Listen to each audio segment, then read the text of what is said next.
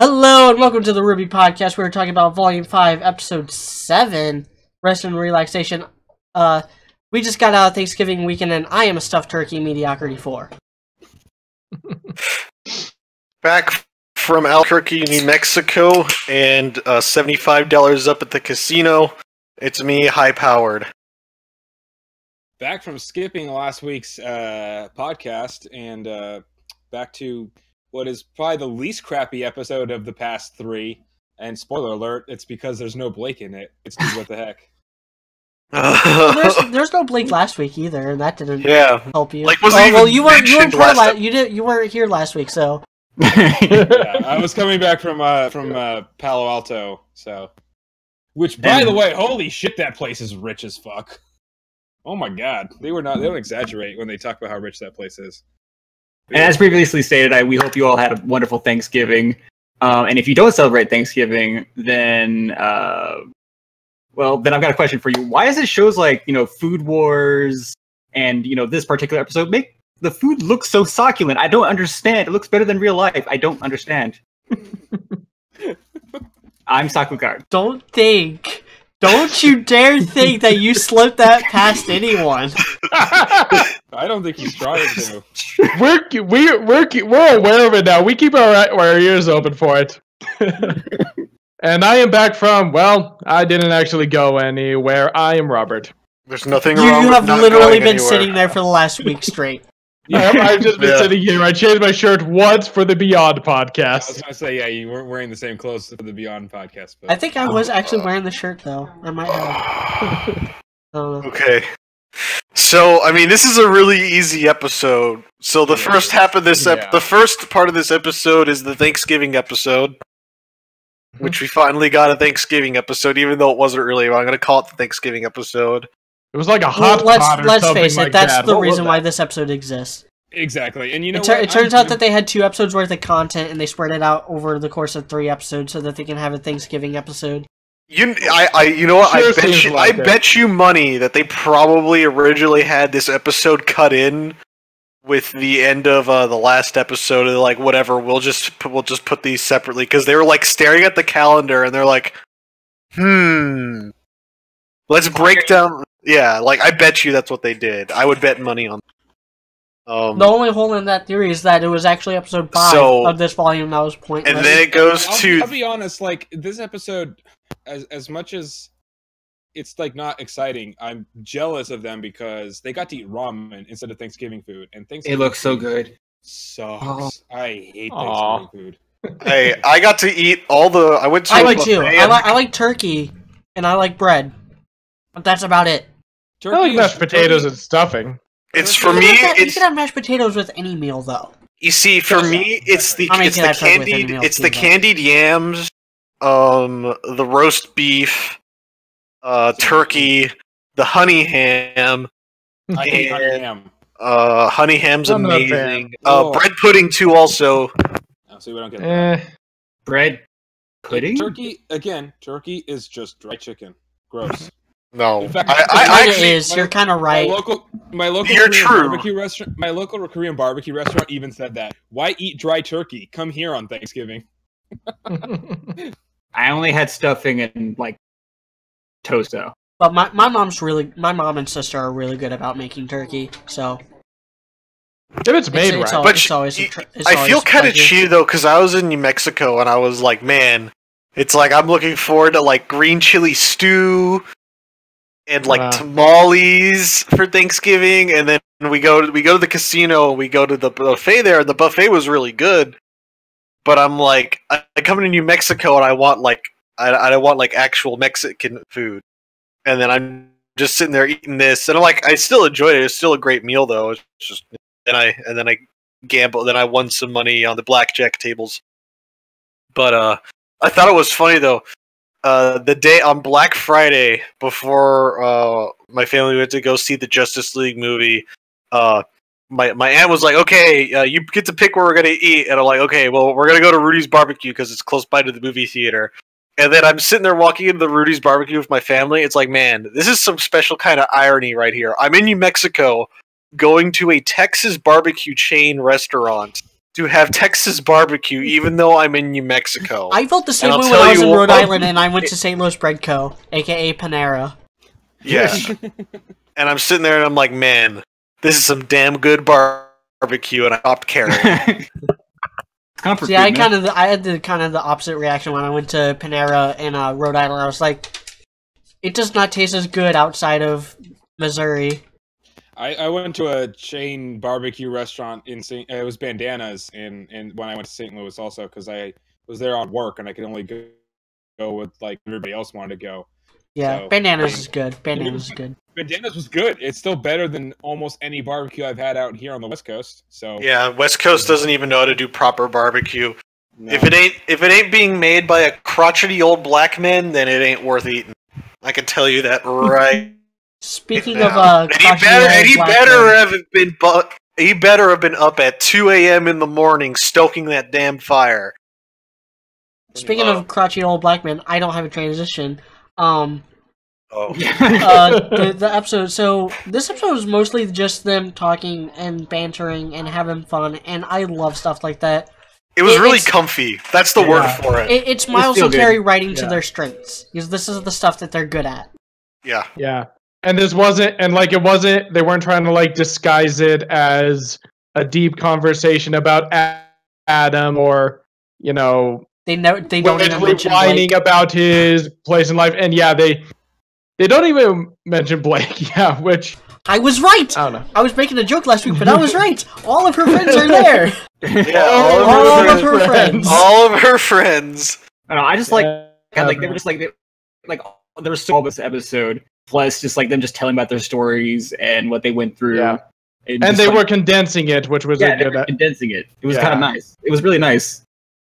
Yeah.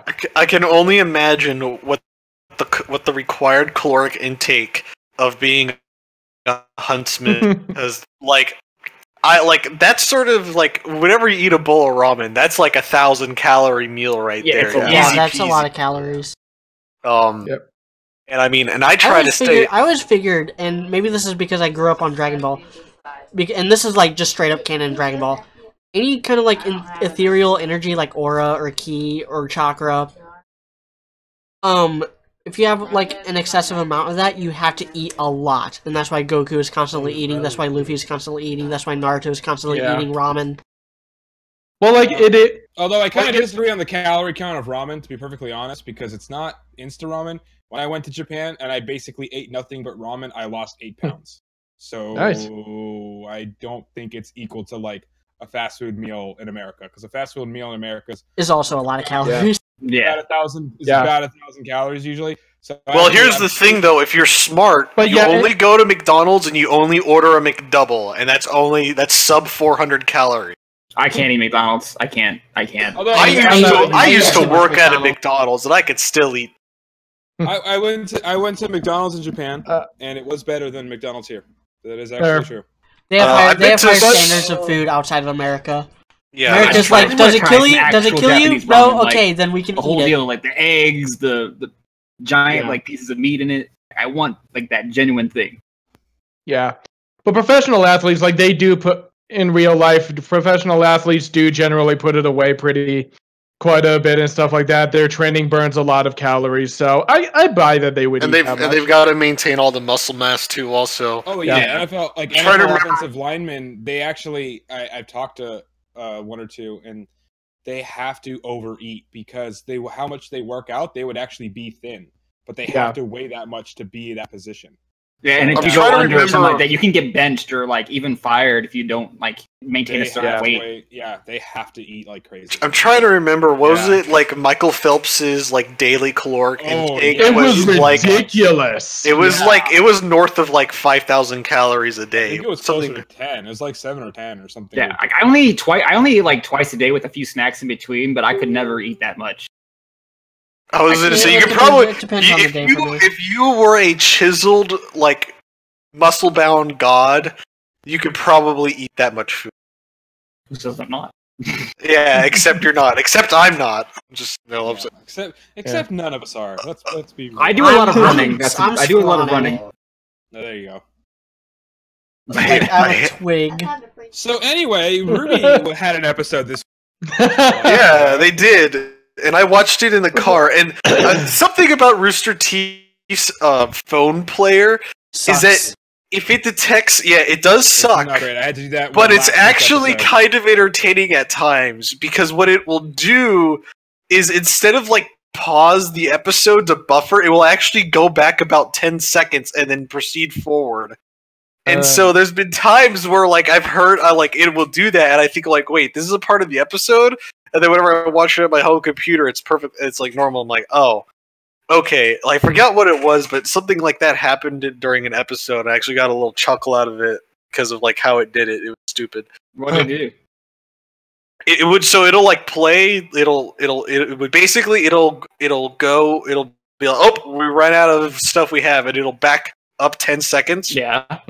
But the way that it does it is it does it very almost seamlessly. I'm actually kind of impressed. Like the phone doesn't freeze up or anything; it just backs up 10 seconds and it keeps playing. So I mean, there's a bunch of like I don't want to say really interesting things happened. I mean, we just get a bunch of cute character moments. Like we get freaking. Like a little bit of a rivalry between Nora and Yang, which if you kind of think about it, it makes sense. Okay, like basically what this was the Thanksgiving part. Like I don't have anything to say about that except for this.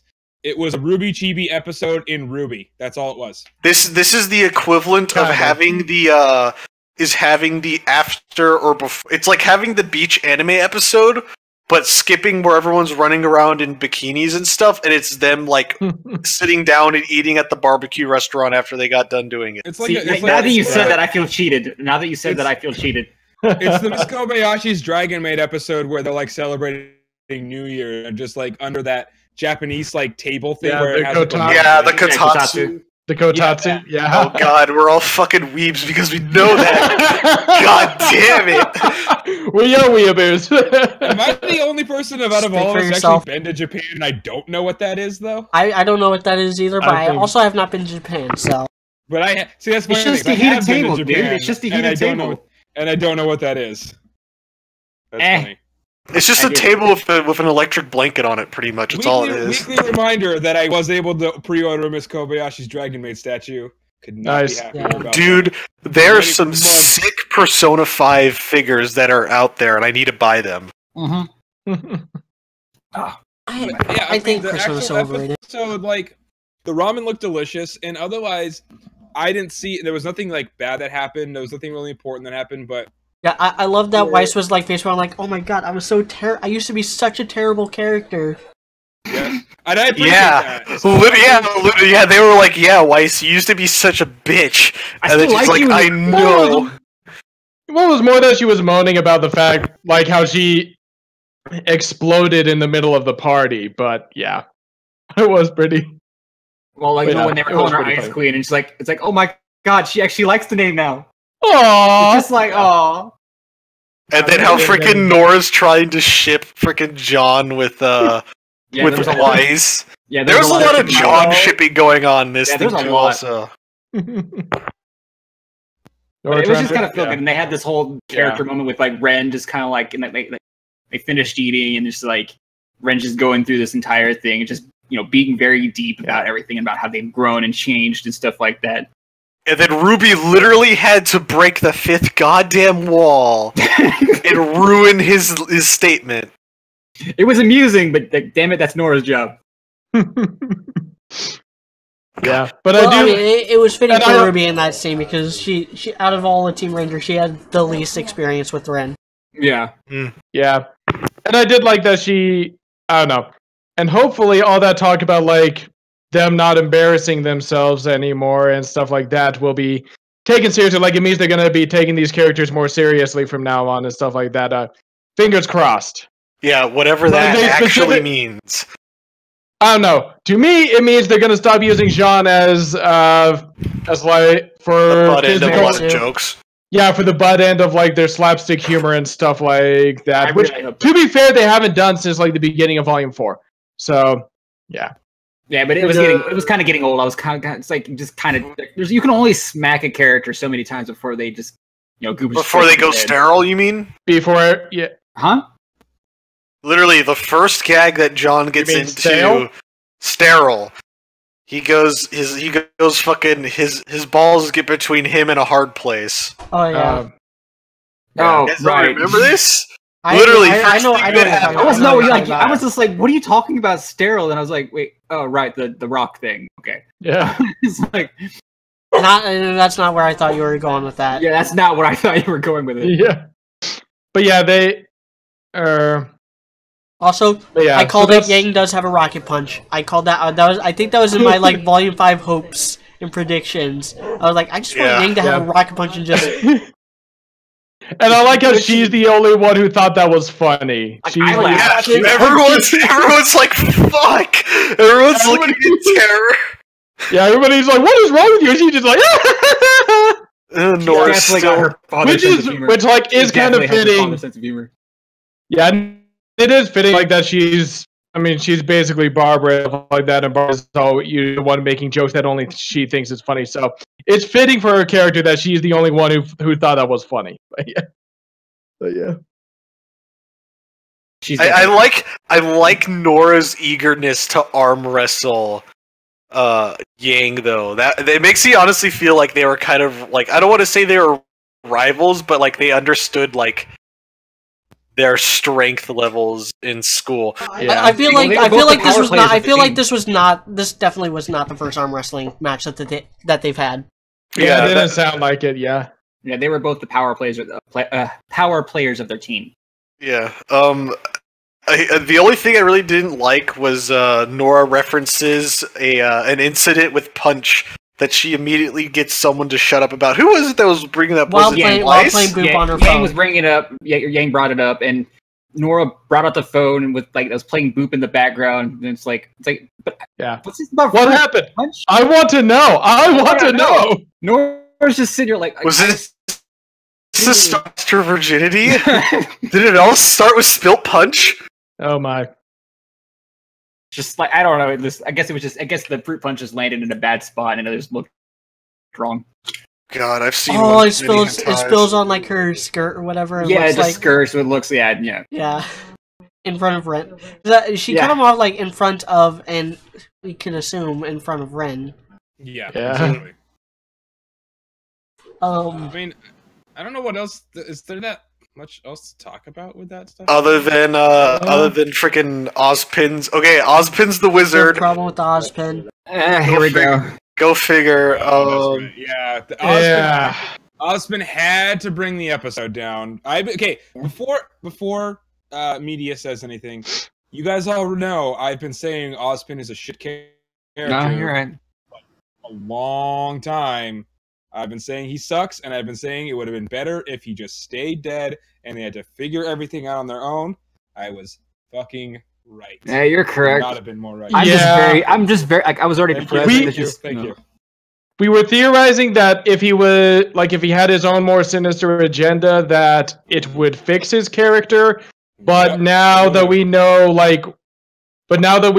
that he's basically random, that he basically just that even if he is evil, he just randomly threw his power into the world in where it could easily be easily be used against him. So yeah, even if he's like got more sinister motives, he's still an idiot. Go back to the Fall Maiden stories. The wizard basically gave his powers away because these 4 girls gave him attention. Yeah, and no other reason. And it's not. And it would also, another terrible thing is like, it's not just Oscar ruining Aaron Dismuke. Ozpin also ruining Aaron Dismuke. Because again, I feel bad for Oscar being stuck with Ozpin. Oscar's a better character at this point. Yeah, I actually agree. The wizard thing totally ruined Ozpin. Like, I hate it. I hate it so much. Yeah. Anyway, so media, your turn to rant now. You can say specifically why. Okay, hold on. Let me pull up my freaking notes here. Why does that? We have to do it like while he does that. What is Ozpin's obsession with like the number 4? 4 members per team, 4 relics, 4 maidens. Who knows? I don't know. What's the Bible's obsession with the number 3, or what's everyone's obsession with 7? 3 is a psychological thing. I know they're both. I know that, but I don't know. I don't know why he's obsessed with 4. Because it takes 4 letters to spell Ruby. 4 is a round number. I don't know. Anyway, hold on, I got something. Yep. It's not exactly appropriate, but it'll do for now, I think. Huh? It's for media. Oh my god. Oh no, he got a box. It says Fragile on it. There you go. All right, get on it. I feel bad. I want to grab my gun and be like, I have the talking gun. I will speak. I have made a lot of cracks at Ozpin's expense over the last few weeks, calling him either incompetent or secretly the villain. This just vindicated me. The problem with this episode, on its own, is a really minor problem, but it is compounded from the last 5 volumes, since the beginning of the show, really. And I'm going to have a much more detailed version of this when I eventually do my honest look at Ozpin. And guess what my first honest look in the off-season is going to be? It's probably actually going to be the Vital Festival, Blake! But if not that, I already did. It's going to be Ozpin. I was going to say, I know, I was why not thinking both? shit. Blake Blake 2.0. literally hasn't changed since the last. She's just been exactly the same shitty kitty that she was last volume, unfortunately. And the thing is, I already have the script for the Vital Festival honest look Oh, nice. ready, so yeah. I can record that whenever I want to start working on it. And I have it like just in case we do get a hiatus anytime soon. Nice. So I'm going to get a lot more detail, a lot more specific in the honest look when I have more thoughts collected and I have an actual script instead of just bullet points. But let's just I'm going to do what I do with my Blake honest look and just take this chronologically. Okay. Ozpin the Wizard, we don't know when he got cursed. We don't know if he got cursed before or after the Maidens. Or maybe his I'm gonna giving assume- the power I'm to gonna the man assume- was why it was cursed. Could be, and that would go into like the Salem is actually like the first Winter Maiden theory or something like that. I'm pretty sure they've confirmed that's not the case, but anyway. Yeah, Can't really believe him at this point. I don't like Salem being like just a Grimm. It's just nonsense. I'd rather her be a person that's like has a symbiotic relationship with like the Lord of Grimm or something. That would be fine. Yeah. And then throughout history, he covers his tracks. He hides the maidens. He hides the truth. He's the one in charge. He's the one in charge. Salem is the one working from the shadows. Ozpin, throughout history, is the one in the spotlight. He's the one causing all this. He's the one who made the world the way it is. He's the one who thought it was a fun idea. Like, his exact words, like, I find it strangely poetic. When he was talking about the CCT network's fatal flaw. Back in the Volume 3 World of Remnant. Which he may or may not have had a hand in, like, Which he may or may not have had a hand in designing in the first place. Yeah. Which has caused every single problem the World of Remnant has faced since really halfway through Volume 2 when it first got hacked. But especially since the fall of Beacon. He does this, he hides the truth, and then also he gives these. He also has the power to just give powers to other people outside of the maidens. Like, the bird thing was always going to be stupid, but now we know specifically why. It was going to be dumb. Yeah, as soon as we found out that it's not a semblance, it was always going to be dumb. Like, the best case scenario is like, oh, it could be tribal magic. Like, it could, like, some alternate stuff, some alternate writing pieces for what the birds could have been. Like, semblance. That would make perfect sense. It falls right into the logic of the show. I introduced, these kids to Naruto, and everything in Naruto is just explained with ninja magic. That's all it is. Everything is ninja magic. Hell, they could have pulled a Game of Thrones and be like, oh... RWBY is more convoluted than Naruto. Because you can't just go, oh, it's aura, oh, it's symbolist. Like, no, because there's too much stuff going on now. So, best case scenario... Star Wars, it was just the Force. Don't you mean midichlorians? Yeah, midichlorians. Wait, isn't that technically retconned away? No, it's still midichlorians. I reject the idea of mitochondria, okay? Okay, we're not playing Parasite Eve, okay? Okay, so this is like what honestly would have been a good way to do that is if they just did the whole frickin' like Robert would understand this, so they just pulled the frickin' warg trait, like they just straight up stole that out of Game of Thrones would be fine. It's like, oh, maybe we could just connect with animals, and there we go. That's how this works. Okay, yeah, that kind of goes with another one of my theories. So it could have been a Bandit Clan thing. I know that was a popular theory in Volume 4, yeah. That's what it should have been. Like, oh, maybe it's just something the bandits can do. Like, that would have still been dumb. He's like, how do bandits get a hold of that kind of magical ability? But it would have explained it. Still be considered like a tribal. We stole it. That's how we got a hold of it. Oh, they just totally jacked it from the original bandit clan, jacked it from like the original wizard, like thousands of years ago. Just kept a hold of it ever since. No, it's just like a fairy. I kind of like that.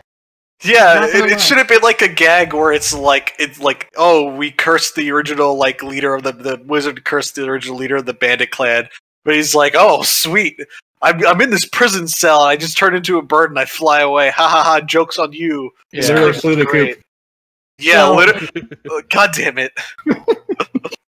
So the fact that Crow and Raven have this ability makes Osmond look really irresponsible because he apparently could only do it like this one last time, and he chooses these two students, Crow and Raven, members of Team Stark, and he chooses the only two students in his entire school, at least in that class, who knows how many times this has happened throughout history, that came to Beacon to learn how to kill huntsmen, and he didn't expect this to bite him in the butt.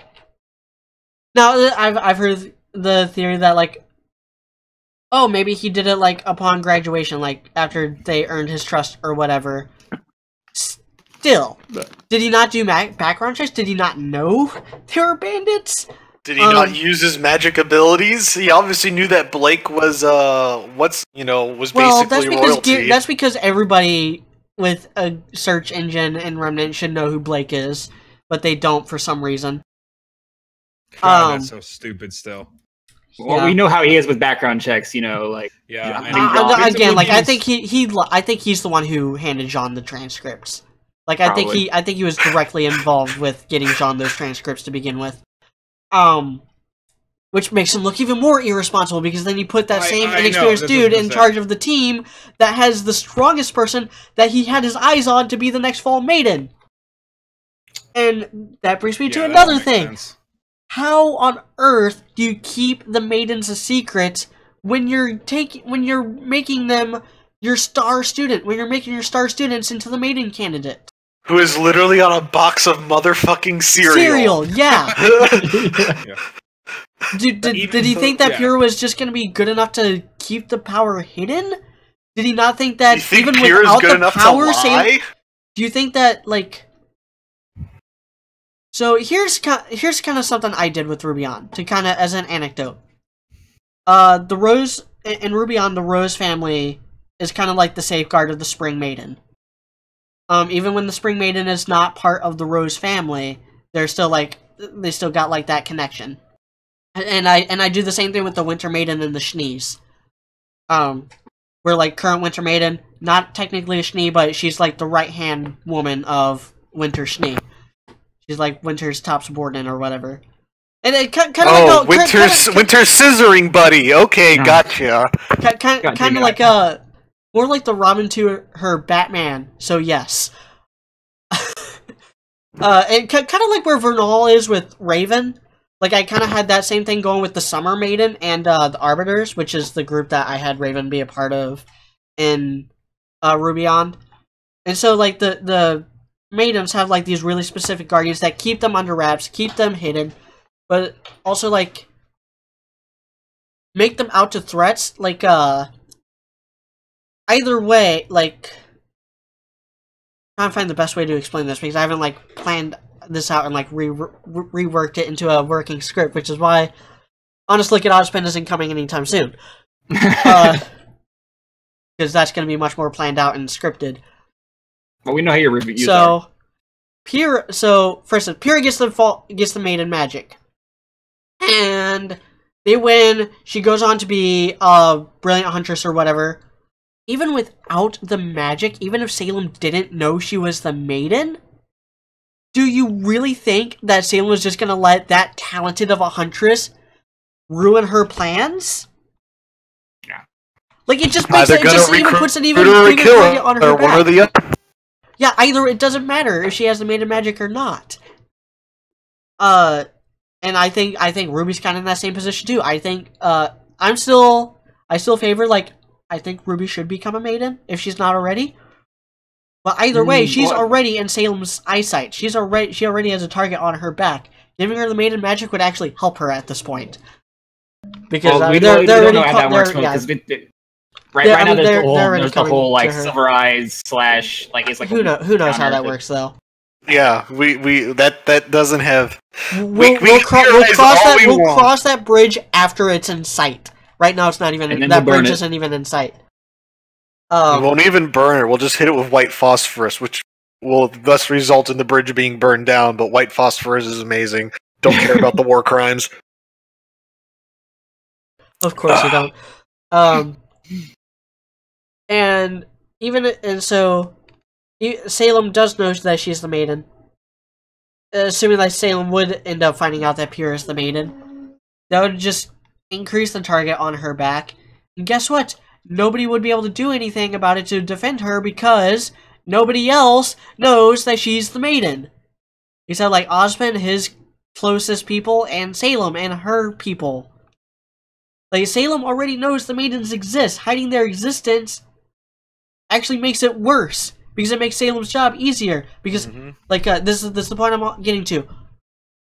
Ozpin, assuming, like, maidens choose themselves or whatever, Ozpin uses the Huntsman School to, like, find out who the new maiden is.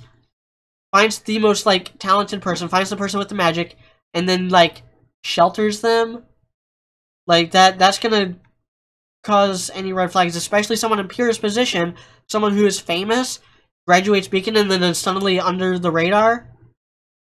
Red flag, like, boom. That's basically instant, like, yeah, I think this person might actually be a maiden now.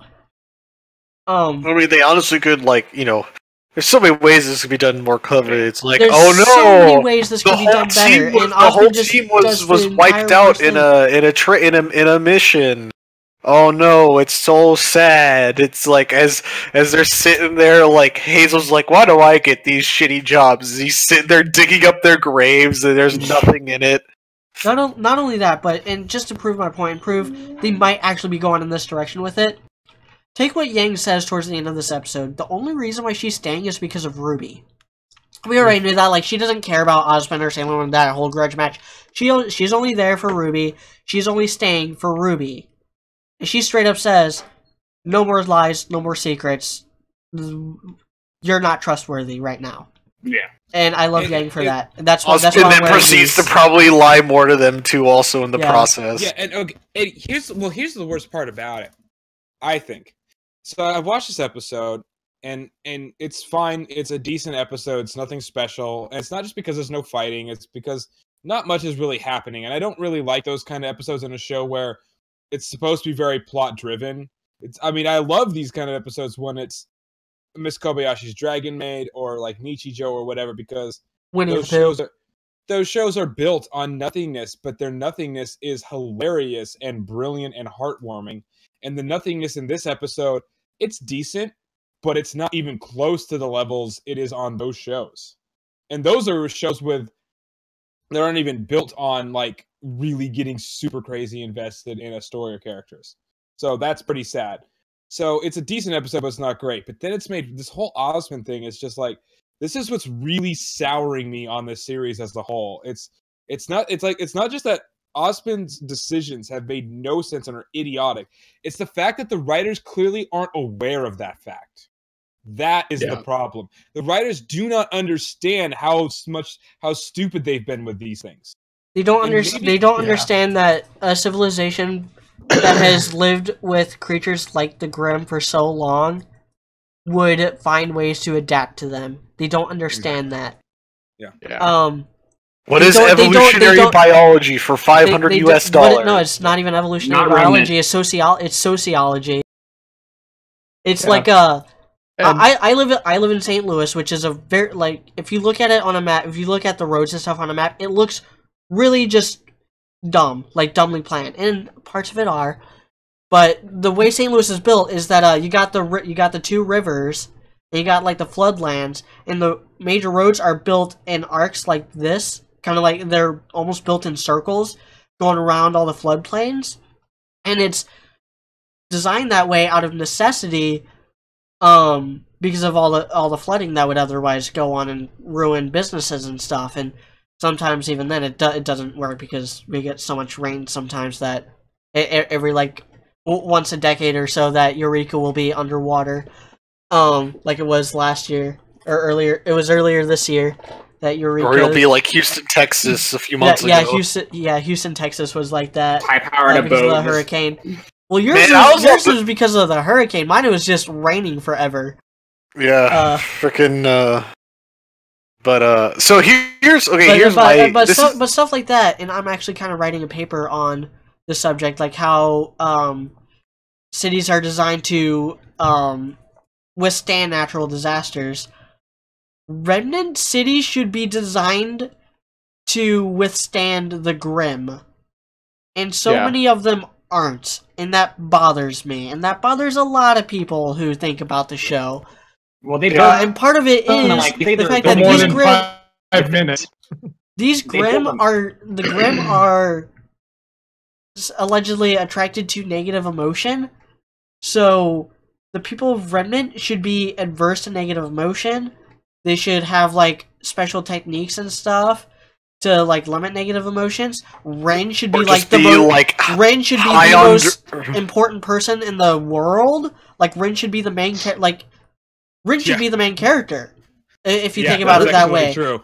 You think if you put it like that, just imagine too. Also, like in Attack on Titan, Eren's the most important person because he's the only person that wants to kill Titans. That is also a Titan former. Like he's the only one like that, and that's what makes him the main. That's what made him the main character. Well, I mean, he's one of the few that. Yeah, he is. As far as I don't know much about what goes on after season 1. So and that's not even a great show, to be perfectly honest. Not even a great show, but they do their world building right at least. The thing is, the whole point of the massive worlds that they have is they've never been destroyed in all these years and stuff like that. And the thing is, within Attack on Titan's lore, the Titans have only been around for 100 years.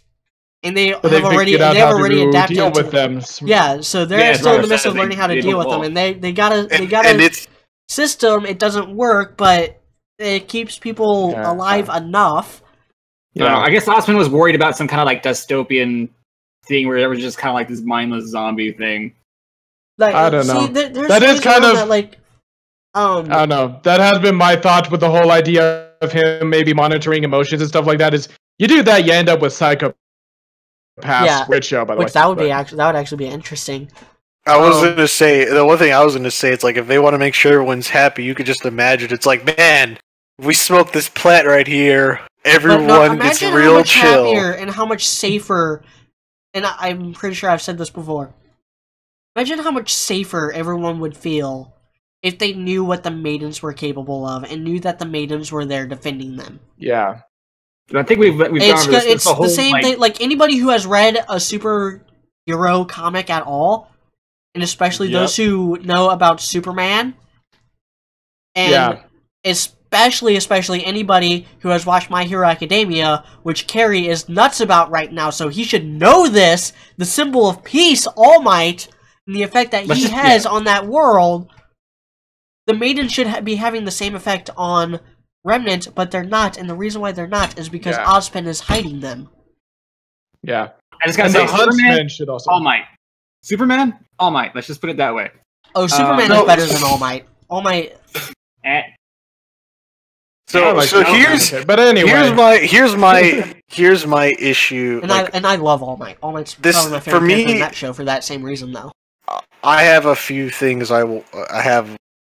So if I was Ozpin, and I'm like, you know what, I'm gonna give these 4 random girls that showed up onto my front lawn magical power. So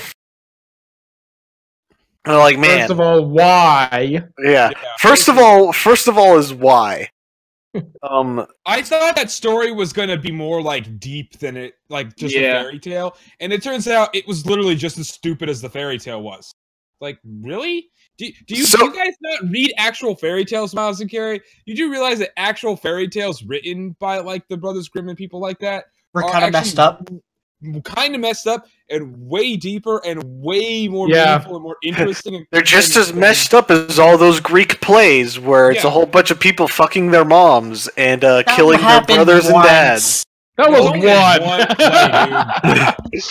Or just read The Two Towers. That gives you a really good understanding of what fairy tales are. Okay, I just earlier today. So here's the thing: you're this all-powerful wizard, and you're going to, and you're essentially taking your own power away and then splitting it up into smaller pieces to give to someone else.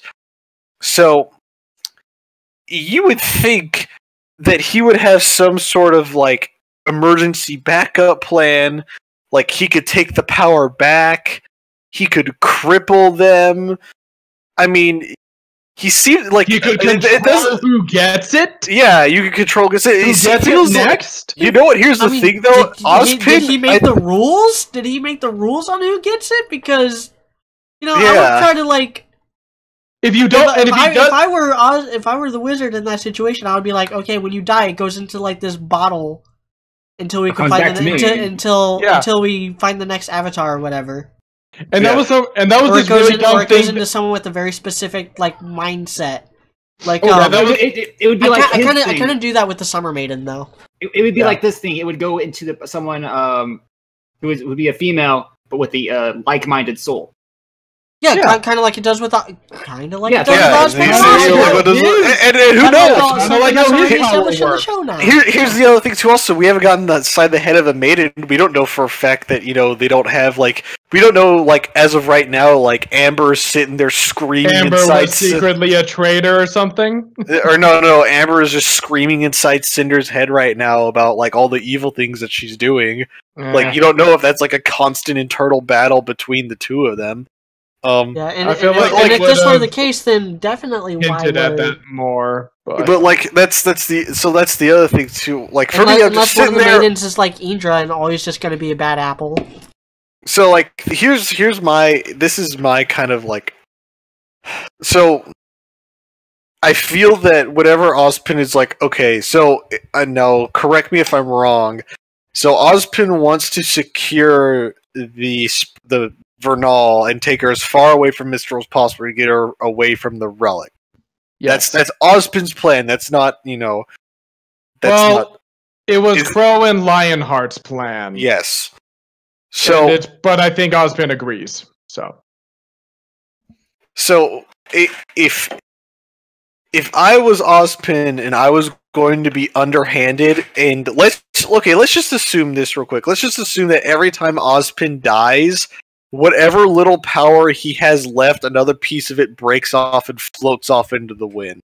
So, if I were Ozpin, and this is kind of what I hope we get some of this, is I want some desperation out of the Ozpin side of Oscar. Like he's like it's dwindling, it's almost at its very edge. He has to do something now.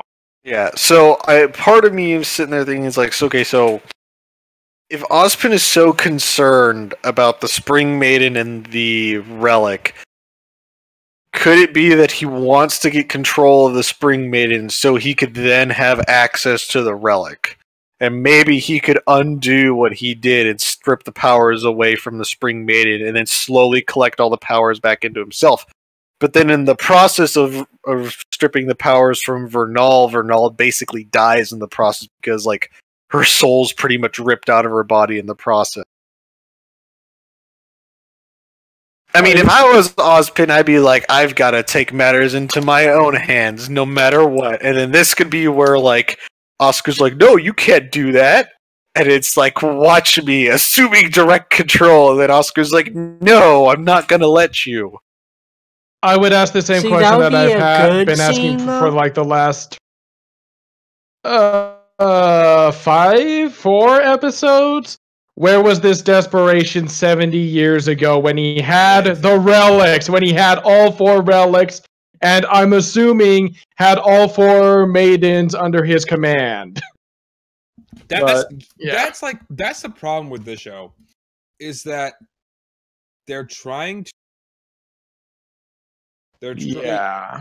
It's like Osborn's the wizard. Yeah, we were kind of speculating about that a long time ago. Like they're trying to think all these ideas are going to make the show more interesting, more reveals. Like they're just doing like they're like M. Night Shyamalan Ding Dong, just thinking like, oh, what a twist! Like that's what they're thinking. It's better to be deep than wide. Yeah, they keep adding in all these disparate elements that are very minimally, if at all, connected. And it's making the show wide but shallow instead of just deep. Like I mean, going back to exactly what I said earlier in the podcast with Naruto and ninja magic, like all the applications of the various types of ninja magic, but it's all still ninja magic. Yeah, as we it's all still about, chakra. It's all still here's the other thing too. Also, is like the formula for like this show is like for it to be good is tried and true.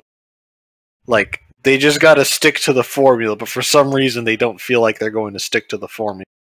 As the thing is, like there's other shows where you can see this or movies where, you know, Avatar at its core is very straightforward. He's the Avatar. He needs to learn the elements, and they need to kill the fire. They need to stop the Fire Lord. The end. That is the show. One of the greatest shows of all time, animated or otherwise. I will always stand by that. And I compare Avatar to one of the greatest movies of all time, Lord of the Rings. Yep. Which MatPat just did a film theory on, talking about like why they couldn't take the eagles straight to Mordor. Because the corrupting power of the ring would corrupt the eagles. That, and also the fact that they're the side. Yeah, he went through all of them. That plus the fact that Sauron would definitely see them and just zap them out of the sky. That's true. Also, yeah, that's a good point. And also the real like behind the scenes reason being it would make for a dull story. They got the ring, and then they took the eagles and dropped the ring into Mordor. The end. I like the 4chan solution. Alfred Hitchcock had a quote that like he was asked like, why don't people ever call the police in movies? And Alfred Hitchcock just straight up said, it's dull. It's dull. It makes for a dull story. I like the 4chan solution to how to get the ring to Mordor the quickest, and that was with building a very large catapult and a lot of really good math. Yeah, and here's the thing with just give it to Legolas, have him fire it into the sun. The thing is, here's the other thing that they think that they need to explain everything. And Alfred Hitchcock, who is widely considered to be one of the greatest directors of all time, and considered by some even to be the greatest, I'm not saying whether I agree with that or not, but the point is, what's his answer? Because it would make for a bad story. Like, that's the problem with Miles and Carrie, is they think they need to explain everything. Yeah. Like, you are better and off, it just creates more holes and makes us wonder more why this doesn't make any sense. Yeah, Lord of the Rings, for example, you can explain why they didn't just take the eagles, right? You can explain that. But at the end of the day, you could also still complain that they didn't take the eagles. And yet, it's still one of the greatest stories of all time. And not only is it one of the greatest book series of all time, because it's deep and not wide. It's got a large scope, but there's so much going on thematically and character-wise. It also managed to be one of the greatest movie series of all time. It's the same story. Why? Because it's a very straightforward story that ends up being very deep. And that's the thing. They think they need to explain everything. They're trying to pad themselves and protect themselves from people who are going to complain about things and ask questions. Because the thing is, when I ask, all we're doing is asking more questions. Exactly. So when I asked them my question, which was Media's question, I stole it at the convention that I went to at Anime Expo in LA. It was, what are you guys doing? What do you think is the next thing you guys need to improve on, right? And they said, what did they say? It was like continuity or something. Pacing. It was pacing, right? But the way they answered it was super defensive about like, oh, but we're doing this better. We know we're not great. We're doing this better. It's like, that's the problem. Is they're not confident enough. They're scared.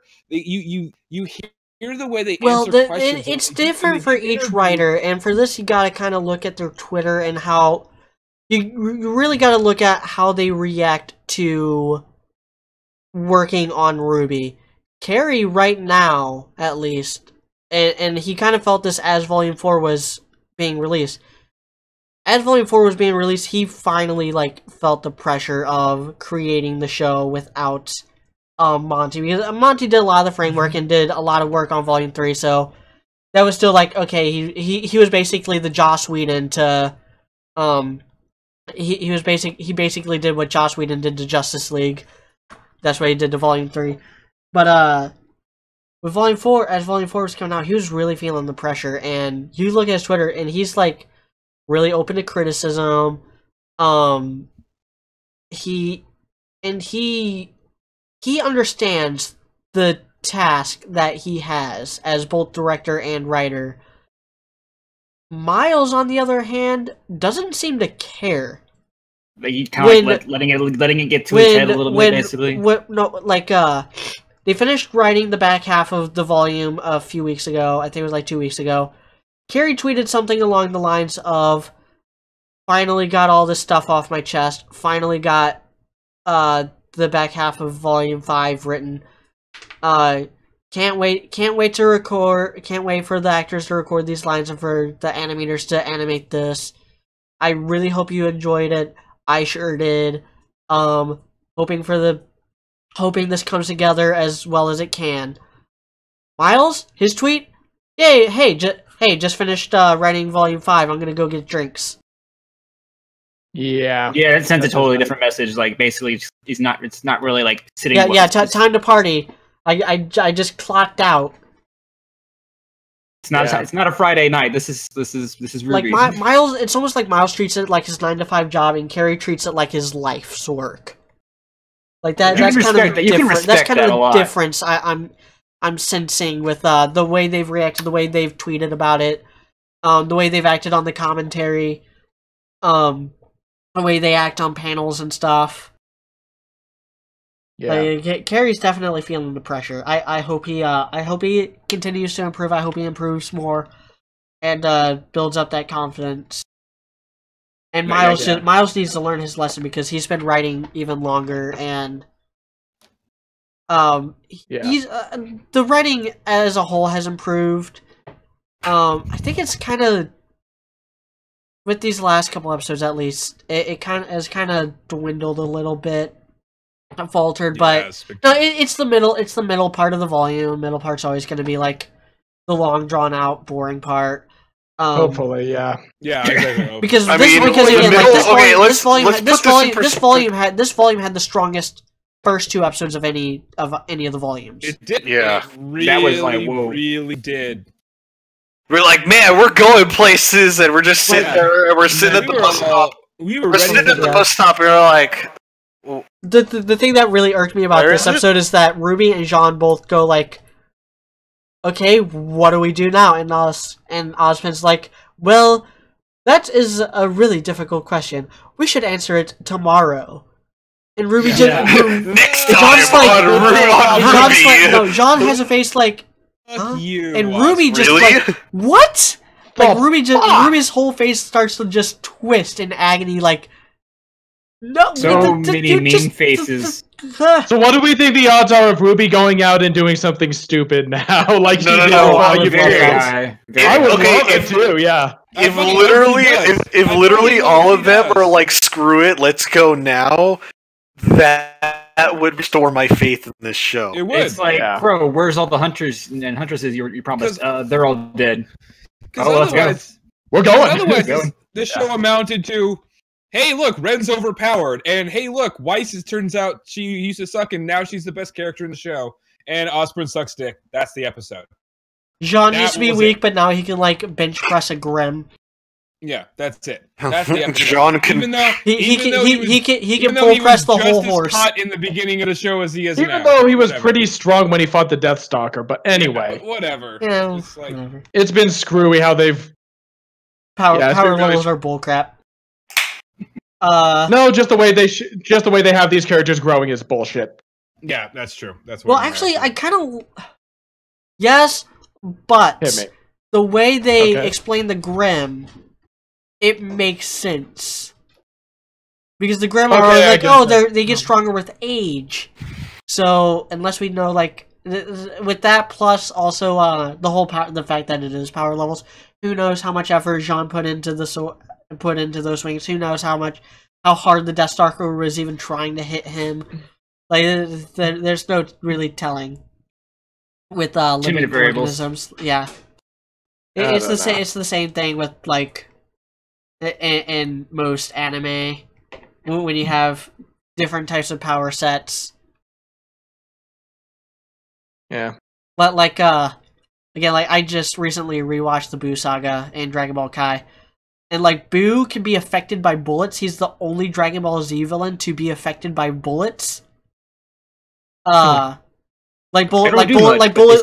will, like, dent him. Like, bullets will, like, do to him what they do to Luffy in One Piece. But and then he's also... Right off of Krillin. Yeah, but then he's also, like, the strongest character, Planet Buster. But that's just because Buu is not made out of flesh. He's made out of like that magical bubblegum substance that just regenerates. But you got stuff like that. You got some of that kind of stuff going on in RWBY. I don't know, man. So let's make. Oh, okay, yeah. You go, Robert, and then we just have to make mention of the last thing that happened in this episode. No, you're right. No, you're waiting for that. Okay. You're waiting for that. But so. Yeah, the whole Ozpin thing is just kind of turning out to be a mess. And also, so it turns out that the big terrible thing that he did was turn Raven and Crow, or give Raven and Crow the ability to turn themselves into birds. And for some reason, everybody acts like that. If I was Crow, I would be showing that off and be like, yeah, this is my semblance. Totally not bad luck. That would be my party chick. Exactly. Yeah, that would be my party trick and stuff like that. But yeah, and so he's all like, and everybody's like, oh my gosh, you fiend. It's all like, why is this a terrible thing? And like people on the RWBY comments page are all like, well, you know, he probably didn't they probably didn't think that Ozpin told or that Ozpin got their permission and stuff like that. So okay, apparently if somebody I trust, and Raven even says we chose to do that, and then I found out more about Ozpin and was like, no, I'm out of here now. Yeah, but even if he did do it without their permission, someone I trust gives me the ability to turn into a bird. Anything, especially something that can fly. Yeah, turn into something. Know, right? Yeah, be more stealthy. See the world in a completely different light. Yeah, my reaction is not going to be, you fiend, you betrayed me, you monster, I trusted you. The trust is broken. Stop. Just go. No, this was. It's like, no, I'd be a little annoyed, maybe a little confused, but I'm not going to flip, but I'm not going to be angry. Nobody had any, like, Raven just sounds like an idiot now, and... She does, and that sucks! And everyone else looks like idiots for being all like, oh, you monster! It's all like, so what? What? It makes Yang look like an idiot in comparison, too, because I'm watching this, and like, why are you mad at him, Yang? Like, besides the fact that he's a shitty character, but you're not mad at him for being a shitty character. Like, yeah, if anything, you shouldn't be mad. You shouldn't be mad about the birthing. You needed to be mad at the fact that RWBY is involved. Well, yeah. I think I have and is nobody going to bring up Pyrrha? Like, and coming from me, I have been sick of people like griping about what happened to Pyrrha and stuff like that, and like people continuing. It's because we were right last week. Yeah, dude. I don't know if you saw the podcast last week, but we totally called everyone thinking Raven was talking about Pyrrha. Oh, really? Yeah. Yeah, we totally called that, and it's totally been happening. No, but, I actually have it. But like that. But yeah, like I've been like I'm kind of sick of all the Arco shippers continuing to ship them and stuff like that, and wanting John to never get hung up on there. But they need to bring her up. They need, like, why? Like, Jean seems to be over this way too fast. When last volume, around the same time, he was pissed. He was pissed off, and he was directing it all at Crow. He should be directing it at Ozpin now, but he's not. So far, he hasn't. And maybe, I don't know, maybe there's going to be like the whole Yang PTSD thing where it's like, just wait, it's coming. But right now, I don't know if it is. I'm not entirely sure. I'm still getting the impression that the writers think that Ozpin... See, we were hoping that they were going to make Ozpin's character more gray area or bad or ambiguous or whatever. And as it turns out, what it seems like is that, no, the writers really think Ozpin is the good guy. And they're framing Raiden as just a bad guy. And it's like, oh my god. Someone who abandoned her duties that we don't know how much she volunteered for that. Yeah, and also, wasn't this whole team built around Summer Rose? Yeah. Why aren't we asking about that? Why aren't we asking about that shit? Why didn't she get the bird powers? Why did he only choose the two people who already had bird names? If she's anything like bird powers don't work on Silver-Eyed Warriors. It really feels like Ozpin was like, hey, I have a Silver-Eyed Warrior this year. I have enough magic to turn 2 people into bird shapeshifters. I'm gonna put... Oh, hey, I also have these 2 students who have bird names already. I'm going to just put these 2 on the same team as the Silver-Eyed Warrior. And then like it was just manipulate an them, give impulse. give them a bunch of like perks and stuff and make them trust me, make it look like I trust them more than any of the other students, and then use that use all that favoritism to convince this entire team to follow me.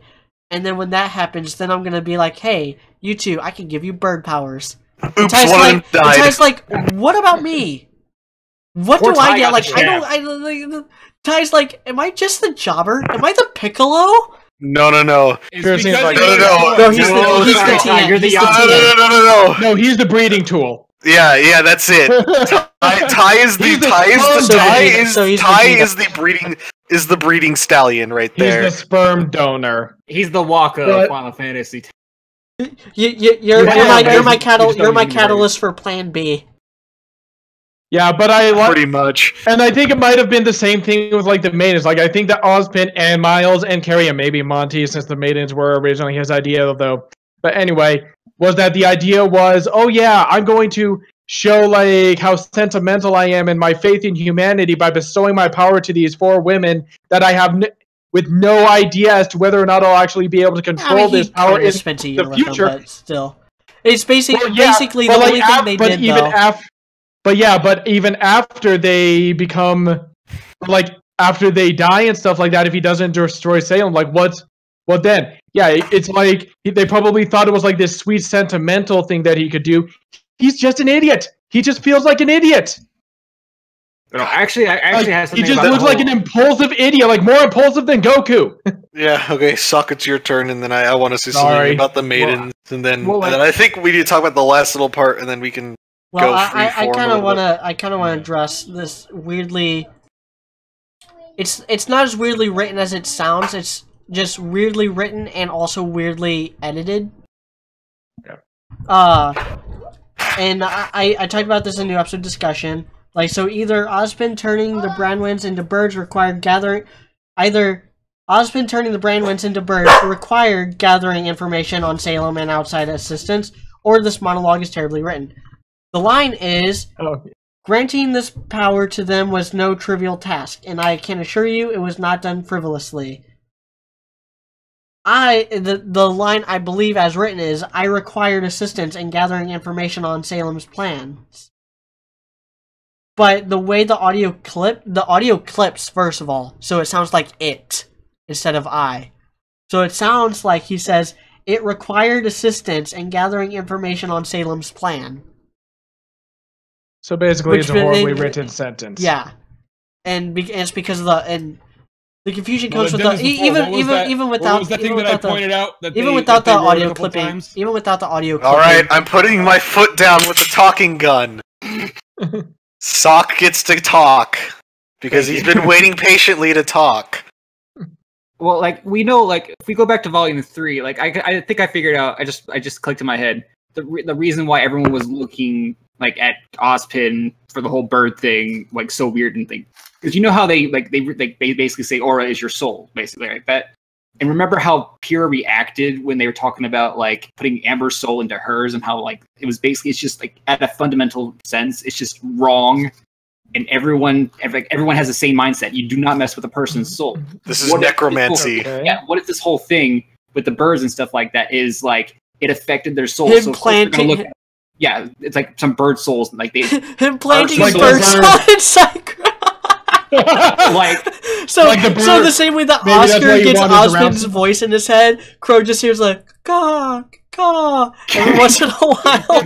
Pretty much. Maybe like maybe That's I don't know, but Raven left. but they need to tell us, like, are the bird personas going to take over? Are they going to become like? Are they going to turn into? They're birds. They don't really have like it's just the fact that it's like it's not. Well, like, is the transformation going to become permanent eventually? They should be telling us this. Yeah, that's a good point. That's the problem. Why is it a bad thing? It's the main fact is that like without all the technical nuances, at a base, the fact that they affected their bodies by using by probably affecting their souls is a huge no. That's just like walking up with a Satan symbol, like in a church, just kind of sitting here, like just sitting in the pew, like, yeah, when's the chips and wine? Like that's what you're doing. Yeah, and that's another thing. Like, so like maybe they think it's an affront to nature or something. Yeah, it's basically like you're affecting someone's soul. Of course, people are going to react weirdly. Like, they're going to be like, what is wrong with you? Maybe. Yeah, I would probably be but a little more fine with saying this. That, though. Yeah, they're not saying it. Like as I'm saying, like I'm just like that's the only way that I can see that this. If you're right, that's very interesting, and that would help a lot. Yeah, but they're not saying that. That's kind of the problem. Yeah. And that's the weird thing about Miles and Carrie, about the show, is that they do this weird thing where they think they have to explain every little thing, right? And then they try to over-explain things, but then they create so many new questions that they then don't explain those new questions and points enough. Yeah, exactly. So they're like putting themselves in this weird vicious cycle where if they keep coming up with so many stupid ideas that they would need to just be constantly giving exposition for it to make sense. And that's the problem. Is like I kind of wish that the maidens were divorced from the. And then they don't explain those things enough. I wish the maidens were divorced from the relics. I really do. Okay. Well, it gave several things that would easily just fix the show if they never existed. One, Ozpin should have died and just been gone as soon as he died. That would have made the show so much better. I think I've pretty much been proven correct, because this episode alone proves that, but there's been more than that to prove that it would have been better if they had to figure things out on their own, because those are the characters we actually give a shit about. Even if you love Ozpin, they have to be certain main characters that you care about more. Another thing, maidens should never have existed. They should never have existed. And another thing is that maybe even the Silver Eye thing shouldn't exist either. Well, that's kind of the basis. That's fine. I can understand that, but at the very least, I'm even fine with the maidens just because of the way they related to Pyrrha's story arc. Yeah, a little bit. Yeah, it was. Yes, but again, here's the thing. There's all this, and the gods thing shouldn't have been told either. That's another thing that should have been gone. The wizard story should have been gone. It does feel really overstuffed. And so all that stuff should have been gone. Them turning them into birds should have been gone. That should have been part of their semblances. Or even as media said, like just like little side effects of the like how when RWBY does her speed thing, it gets pedals like it's like a secondary effect. Yeah, kind of part of their semblance. I would also probably be more fine. This is what I was trying to say earlier. I would be more fine with it if there was something that all of Ozpin's lieutenants can do, and it's not like birds specifically. It's like whatever their spiritual animal is. Yeah. You mean whatever their persona is? Yes. Oh no! Here we go. What would Ironwood's be? I imagine him being a bear. A bear. Bear? Yeah, probably. Yeah, a bear. Glinda, I imagine being a horse because Ozpin likes to ride her. She has that crop. She has that riding crop. She's secretly a sub. I'm just glad they mentioned Goodwitch. Like Leo would obviously be a lion. Yeah. Yeah, and then Raven and Crow are Raven and Crow. Yeah. Oh, Nora at the end of it. It's like, oh, Raven. Oh, I forgot. I can't believe we didn't bring this up the entire even though time. that's the most serious. Even though everyone. that's the most serious line in the entire episode. So that's the most serious line Nora has had all volume. Like, oh yeah, they're birds. That's why Ozpin chose them to have the power. It's just because they have bird names. They just thought it would be funny. Yeah. By the way, media, you pointed this out earlier, but yeah, Nora's bust grew like 2 sizes in this episode. Just in that one shot. It's just that one frame. That was weird. Well, I mean, even though it's not true, she just really, really, really wants Renpai to notice her. Okay. Yeah. It's the one shot. And by the way, James here now. I gotta overcompensate. Yeah. At this point, I've been making jokes about Renora needs to make out this episode. Renora needs to make out this episode. Renora needs to make out this episode because it's funny because I'm a Renora fan. Yada yada yada yada. Right. But on a serious note, at this point in this volume, with what they did with Ren and Nora at the end of volume 4, why have we not discussed any of that since then? Why have we not seen any further development in their relationship after what happened at the end of volume 4? At this point, it's just bad writing. Because Ren is Ren. They're falling into the background, which I'm kind of fine with, but I'm kind of not fine with. Yeah, Ren is Ren. Have them be, but just have them getting closer in the background. Yeah, exactly. Why can't they do that? It's not. Yeah, I'm a fan of them. I like their relationship. It's because they got so much time. They got so much time towards the end of the last volume that I'm fine with them going back into the background and letting Ruby take center stage, which she kind of has this volume. I'm glad for that. Again, like, she's the one who seems like genuinely mad when Oscar's like, oh, or Ozpin rather, is like, oh, we're gonna wait until tomorrow. Ruby's like, yeah, are you? I've been sitting here for 3 weeks. Do you have any idea how like anxious I am to actually like kill something right now? How out of character that is for me. You're making me use fisticuffs. I just want to. I 1v1 I 1v1 to Nevermore on the second day of school, and Weiss is like, no, you didn't. It was a Deathstalker. That was a Deathstalker. We helped. We helped with the Nevermore. But the problem is that you could, like Robert said, you could still show them in the background being more intimate. Snuggly. Yeah, exactly. Intimate, yeah. That's a problem. That's what I'm saying. Yeah. Like, then why? And it's not even just as like this is literally just even if it's not Renora, it's like, and why did you show that then? If you're not going to follow up with that, that's the problem. That makes no sense. It just kind of makes it feel like I get where you're going. It's more like shipping bait, basically. Yeah, like I wouldn't even ship. Yeah, we have not seen them alone at all. Yeah, I would not. Yeah. I would not. So I'm fine with it being the way it is because they've been around Crow, around Oscar. You know, you don't want to do that stuff around a 14-year-old. Well, we need at least one that you barely know. But yeah, we do. We really do. So we do need it. We do need it. But as far as like in the background of these episodes, I don't think it would have been well implemented. As of yet. The thing is, like, not with these scenes, not with what was going on in these scenes. I'm not even a Black Sun shipper, but I saw that at least they did something to. And Blake and Sun have had time alone to just be the two of them interacting. That's whereas what I'm saying. Any scene with Ren and Nora so far has also had Ruby and Jean, so it's not just Renora dynamic, it's Ranger dynamic, it's Orange dynamic because Ranger plus Oscar, it's Krorn, it's Krorn or whatever. I'm not the only person that is like a Renora. Okay, I'm probably one of the biggest Renora fanboys. I'm not the only one, and not only that, but other people like their relationship. Like it was on RWBY Republic, which I mean, it's not like they're scared because there's no alternative to Renora, really.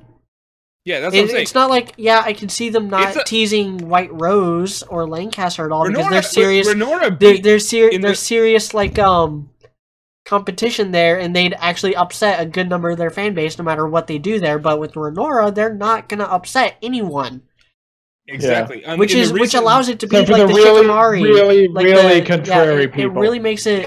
It really puts it in a really good position to be the Shikimari of this this series.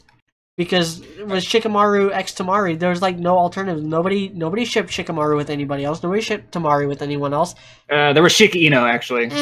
On the recent RWBY Republic shipping wars, Renora won by a landslide, even against Arcos. That's impressive. That's saying something. Yeah. That's really saying something. So, and nobody, very little to nobody dislikes Renora except for the people that say like, why can't they just be friends thing, which I argue against vehemently. Nora and Jean are just friends.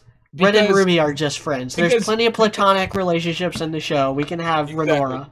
Well, it's as Robert says, just people just want to be contrary, just to be people just to start issues. If you are best friends with with somebody of the gender that you would be attracted to, being best friends is the basis of a relationship. That's why I've been with my fiance for 10 years. That's why we're getting married. So when people say, why can't two people that like are either male or female, or if they are two gay men, or they're two homosexual females, why can't they just be friends? Because that's bullshit. Unless one of them is really ugly and they're specifically unattracted to the other. In Ren and Nora's case, clearly neither of them is meant to be unattractive. So that is being best friends is the best basis for a relationship. So that's why that is the stupid, retarded, fucking bullshit, dumbass theory that why can't they just be best friends? That is fucking retarded for anybody. If there's two gay guys that are best friends and they are reasonably attractive or they attract each other, automatically that's how you form a relationship. It's just natural, unless they're already in a relationship and whatever. But there's no reason not for them to have a relationship. So that's just fucking retarded. Yeah, Renora is just like, as High Power puts it, they're just very low key. Low key couple. It's too low key. No, I agree. Yeah, it's too low key, but there's because Black Sun had a scene, and like, honestly, and I'm not even a Black Sun shipper, but I'm like, that episode was garbage, but at least Black Sun had that scene, and as much as Blake was just an SJW asshole in that scene, at least they had a scene together to talk to each other and relate to each other, even though Blake's just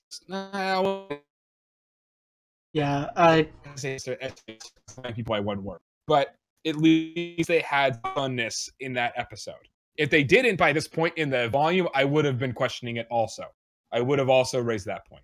Alright, so I'm gonna have to derail everyone. Let's just talk about like the absolute last thing that happened in this episode. So, Yuri Lowenthal! So my mint brown chocolate waifu finally shows up and speaks in this volume, and I'm happy. And Yuri Lowenthal also talks, which makes me very happy too. For the first time since episode 10 of volume 3. Yes, it's volume. Oh my god.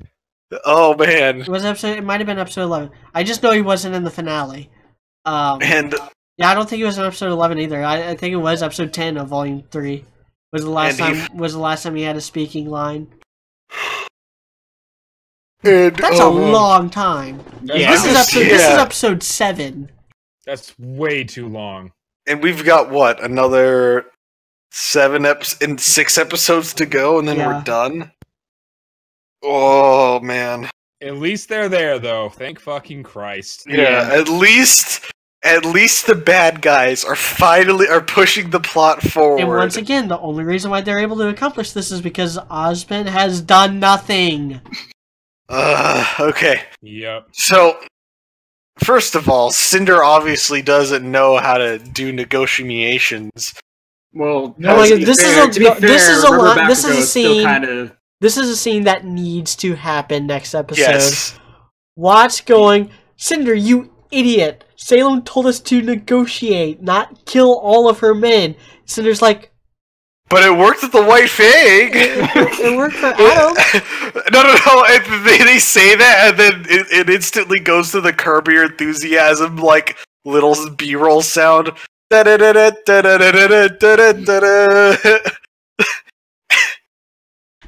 would actually, like, salvage that scene from Volume 3 for me, if they actually, like, bring it up. But I'm pretty sure I'm pretty sure they forgot that they had Cinder kill all of Adam's men before asking him to give her his men. Well, I mean, whenever you put it that way, I mean, sure. We're gonna need more men. Okay, well, that's basically it. So, I mean, other than Cinder going back to her, Shady Man. They gave him a name. They gave him a name. They gave him Shady Man. Freaking like whatever. Okay, whenever I was driving home and I saw that, he'll always be Rubber Band Bakugo in my heart. You see, here's the thing. Whatever y'all said, whatever y'all are like brought up, like his actual like whatever his like name was, I'm sitting there. For some reason, like I instantly went back to all like the TV and Paul Bane posting, and it's like Shady Man, Bane, get him on the plane right now. For some reason, when I read the name first, I was like, Shadman? Oh wait, no, that's a totally different thing. This is not RWBY related at all. Oh god, I love all the Shadman memes too out there where like it'll be like a picture of like a character walking out of something and it'll just be Shadman in green text in the bottom and everyone's just leaving. Oh god. I mean let's just do I don't even want to do any theorizing. Because we've already theorized, so let's just do fucking prediction. Yep. I mean, it's. Are the predictions the same? The predictions are the fucking same. Ozpin's whole thing, especially in this episode, it makes no sense. And this is the part where I have to defend Blake. Oh, At least Blake has reasoning. They're stupid reasons, but they're reasons that you can chalk up to her immaturity, her cowardice, her character flaws, whatever. They're still stupid decisions, and she still has stupid reasonings, but they're at least decisions. The shoe fits. Do not see the logic behind anything Ozpin has done up to this point. Exactly. And this is why whatever's about to go down with the Bandit clans was allowed to go down. Because Ozpin refused to take action. Like, it's been 3 weeks. You should all been hard. Yeah, it's been 3 weeks. Crow knows the Bandit clan more than Leo does. He knows their strength. He knows that their average power level is apparently enough for a Yang who hasn't been in a serious fight in 6 to 8 months was able to just mop the floor with them. And Yang was there. Like, she was just there. Yeah, Yang and Weiss were just there. Which I get, it's like the same day or whatever, but that happened at night, and the scene with Cinder and stuff happened in the morning. So yeah. I think Ranger might actually show up during that fight. I would hope so. Otherwise, Ozpin is gonna look like an even bigger idiot when Raven does to Vernal what Mr. Popo did to Dende when Boo destroyed the lookout. And throw her ass through the goddamn portal. Yeah. And Raven's like, I'm coming too, and it just gets arrowed. I feel it in my bones. Yeah, I'm putting money on High Powered's thing. Like, I'm putting money on that. I feel it in my bones. So wait, what's your overall prediction? Because I wasn't here last week. Okay, so this is my feel. Okay, so we're gonna do predictions, but we're just gonna call it a different name. We're gonna say what do we hope for in the next thing, but I'm gonna inform media of what I feel in my bones is gonna happen with the Bandit. So what I feel in my bones is that negotiations will break down. They're like, whatever, we'll just attack the Bandit clan now. What negotiations? Exactly. So negotiations never took place. So the Bandit clan will get attacked. It's safe to assume that there's only probably like outside of Raven, Vernal, and like the two goons that were guarding Weiss are the only people that are actually like capable fighters against Huntsman. Mercury's a trained killer, obviously. Emerald's Emerald. Watts has an unknown power level. And, Cinder's the Fall Maiden. So, this is my in the bones scenario of what's going to happen. So, Team Ranger is going to be getting ready to go, be like, okay, we're going to go save the Bandit Clan. We're going to go to the Bandit Clan now. Right as they're about to do that, a portal opens up, and Vernal literally is tossed through the portal, and then Raven is trying to make her way through the portal, and as soon as she gets through the portal, an arrow flies through the portal and pierces Raven straight through the back. And then that's the end of the episode. I could feel it in my bones. I'll put money on that, but don't kill off Raven, please. Yeah, I don't want Raven to die. I could feel it in my bones, though. Maybe. Oh, what'd you hear, Robert? Yeah, This is the hopes and dreams segment. Okay, I would really, really like it if, kind of like what we were talking about, if RWBY, and maybe someone else basically snuck off to try and like do some sort of stealth mission, and then came in just as shit was starting to go down and stuff like that, and they kind of got caught in the crossfire. I would like that, but I am kind of thinking that probably what you're theorizing, high powered, is probably the more likely one. That negotiations don't even take place, and they're just goes nuts as that, and shit goes down, and Raven and Vernal have to escape, and I don't know. Maybe things then go downhill with the White Fang and stuff, but I do think that next episode we will get finally should have gotten this so long ago, but I do think that this next episode we will get the attack on the Belladonnas. Yeah, if we don't get the attack on the Belladonnas, I'll be pretty irate. Yeah, I will not be a happy camper if we don't get the attack on the Belladonnas. I'd put it this way. I'd be so irate about that I'd rather Callie die in the attack and it happen next episode than her live and it not happen next episode. That's how much they need it to fucking happen already. Okay. Yeah, Callie is still the milfiest of the Milfadonnas, okay? So there's only one MILF. It is when I say Blake isn't old enough to be a MILF yet. But so yeah, I think that's gonna. I do think that's gonna happen in the next episode. It should happen. By the way, I think it's, I don't know, the fact that nobody like laments Blake not being there. Kind of, I don't know. I feel like I think it's funny and it's hilarious, and we made that joke of all of RWBY's friends and stuff like that. But it does kind of hurt Blake. I don't know, it just further hurts like Blake's character and her. It technically hurts Ying too also. Her timeline is a month behind and she's still not there. Yeah, it basically lets us know that it's all just a B plot. It's all just, this thing that's going off that isn't really related or having any effect on anybody else. Her character isn't having an effect on anybody else, even though she's supposed to be one of the, like, a protagonist. Oh, god damn it. And I used to be the one that preached that Blake's frickin' plotline had the most effect on frickin' all the other members of the I wasn't going to bring that up, High Power, but I do. Hold up a second. Let me just throw myself out this fucking balcony here. To be fair, what you said is that it has the potential to have the most stuff that matters. It had the potential. It just hasn't shown that potential. Apparently no, it's too late. It's too late now. It's never going to. It kind of feels like it might be too late.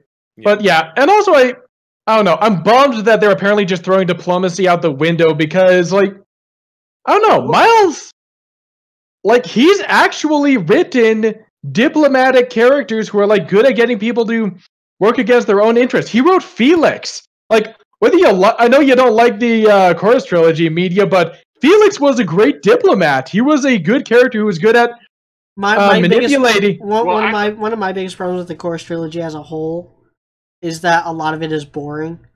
A lot of it's boring. Yeah. Season 13's writing wise is just a mess, and characters say one thing and do another with no rhyme or reason. My only issue with season 12 though is that they try to do the theme of like no one's in the right, no one's in the wrong. It's all just shades of gray. But then the mercs just want to just straight up cause a planetary genocide. Fair enough. So yeah, everybody's in the gray except these two. That is fair. Felix. But I did like Felix. Felix is great, and you gotta admit, he had you fooled.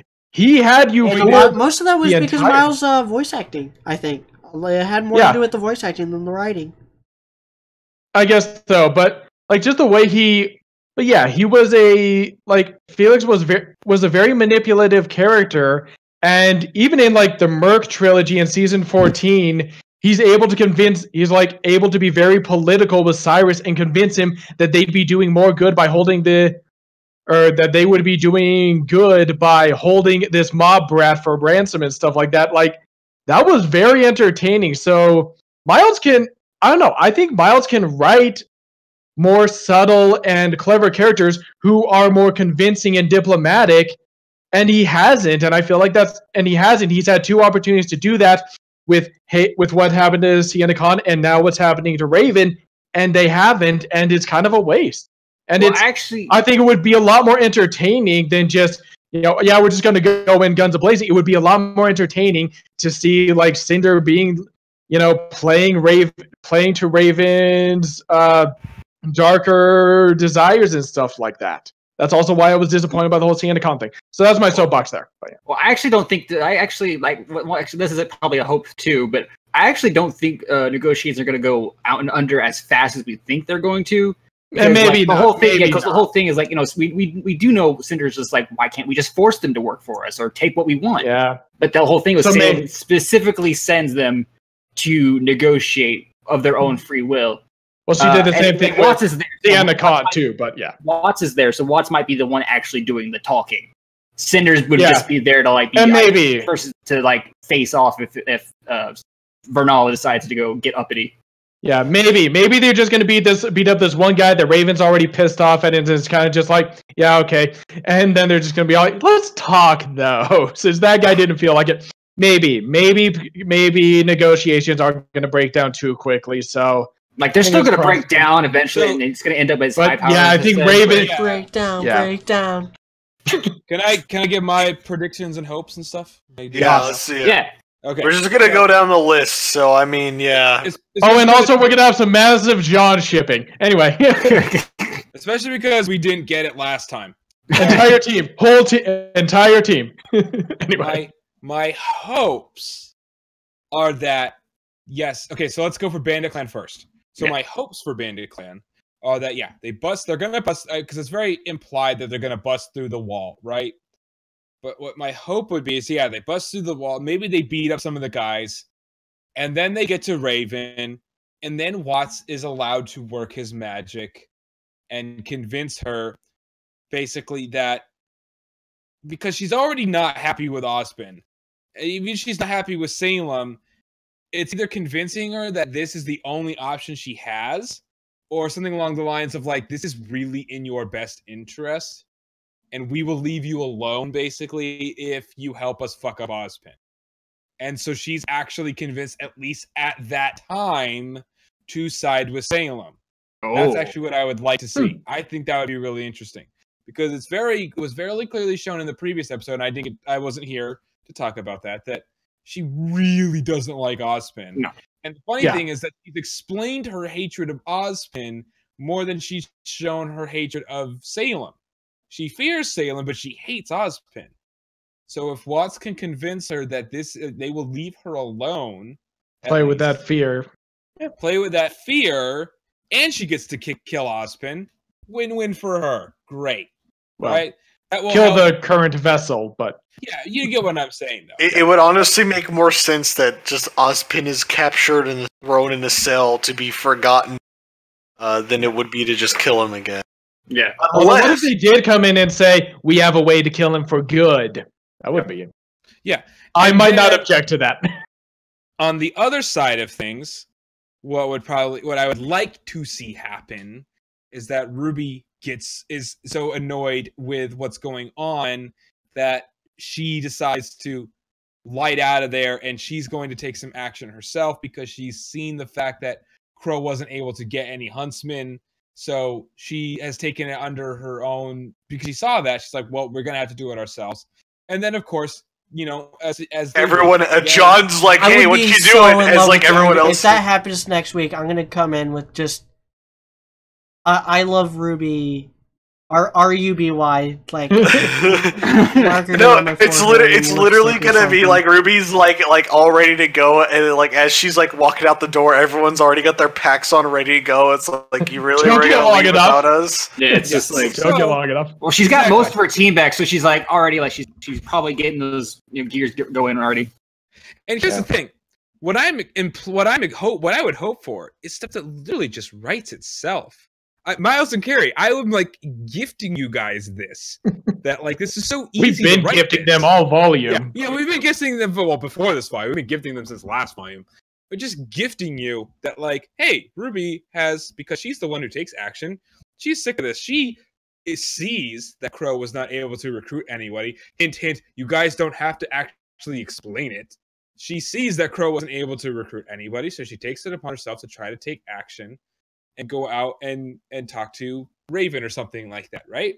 And then, of course, everybody else on her team, somebody like Yang wakes up and sees that she's taking it upon herself, and they all go, well, you're not going without us. We're here to support you, right? And so they all go together, and they leave Crow and Osktard behind. And now he is officially Osktard because fuck Ozpin.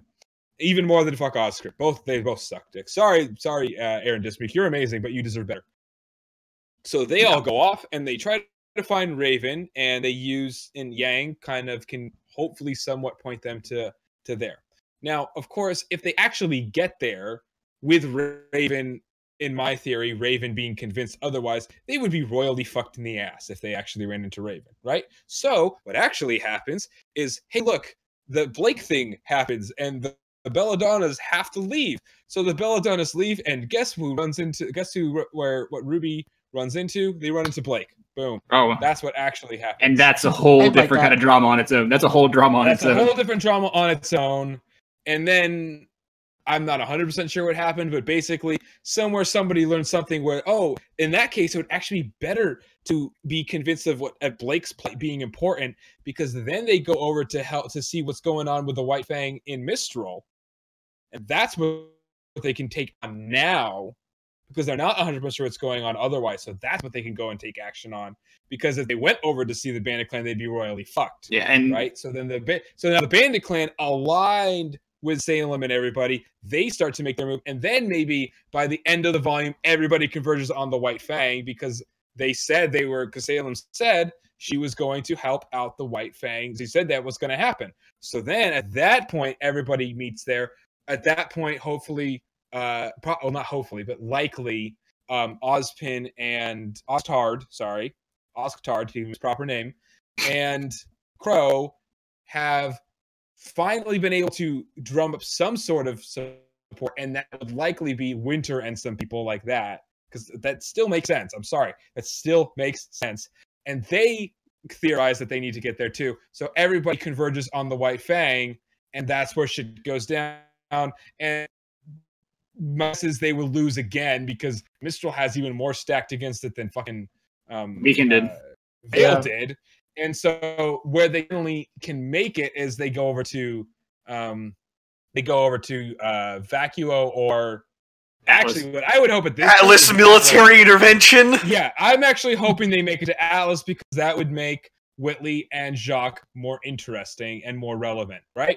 Oh. I honestly think this would make the show a lot better. I think this is I want Whitley and Jock shenanigans back. I really do. I'm still waiting on the whole Jock, but okay, but here's I need to write that, by the way. So here's the thing. I think this is a great idea. I think my idea is fantastic. Not gonna lie. But I don't think this is what's going to happen at all. Unfortunately, I don't expect any of this to happen, really. You're still waiting on the Boss Thing Say part of this entire thing. What I'm actually expecting to happen is they're going back to the Bandit Clan from the beginning. They're going to bust in there, and they're going to beat everybody up, and they're not going to convince anybody. And they're just going to leave. They're just going to kill Raven, or they're going to or Bug Vernal. Yeah, or Bug Vernal or something like that. And it's going to be really weird. And then they're going to go back, or they're going to actually just keep going. They're going to go to the White Fang. RWBY's not going to take it upon herself to go out and go do shit. They're going to be, in the next episode, they're going to be sitting there and waiting again, and they're probably going to be like training or some shit. or they're going to finally explain. And it's actually they're going to be training in the next episode, and then Crow's going to be. They're going to be like, hey, so did you get any help? And Crow's going to be like, yeah, nah, I didn't get any help. I don't know what we're going to do now. So then they wait around figure that out. longer. And they're just going to be waiting around a little bit longer. And then in the Blake thing, we'll probably get a preview to the actual attack. And then the episode after that, they're finally getting attacked. And then they're going to get there. And then probably at the end of the volume, what's going to happen is while everybody's waiting around, Blake runs into Team RWBY again or something like that. That's what's probably actually going to happen. Honestly. That's my guess. That's what I think is going to happen. I kind of like it. I don't like any of that. Fuck that.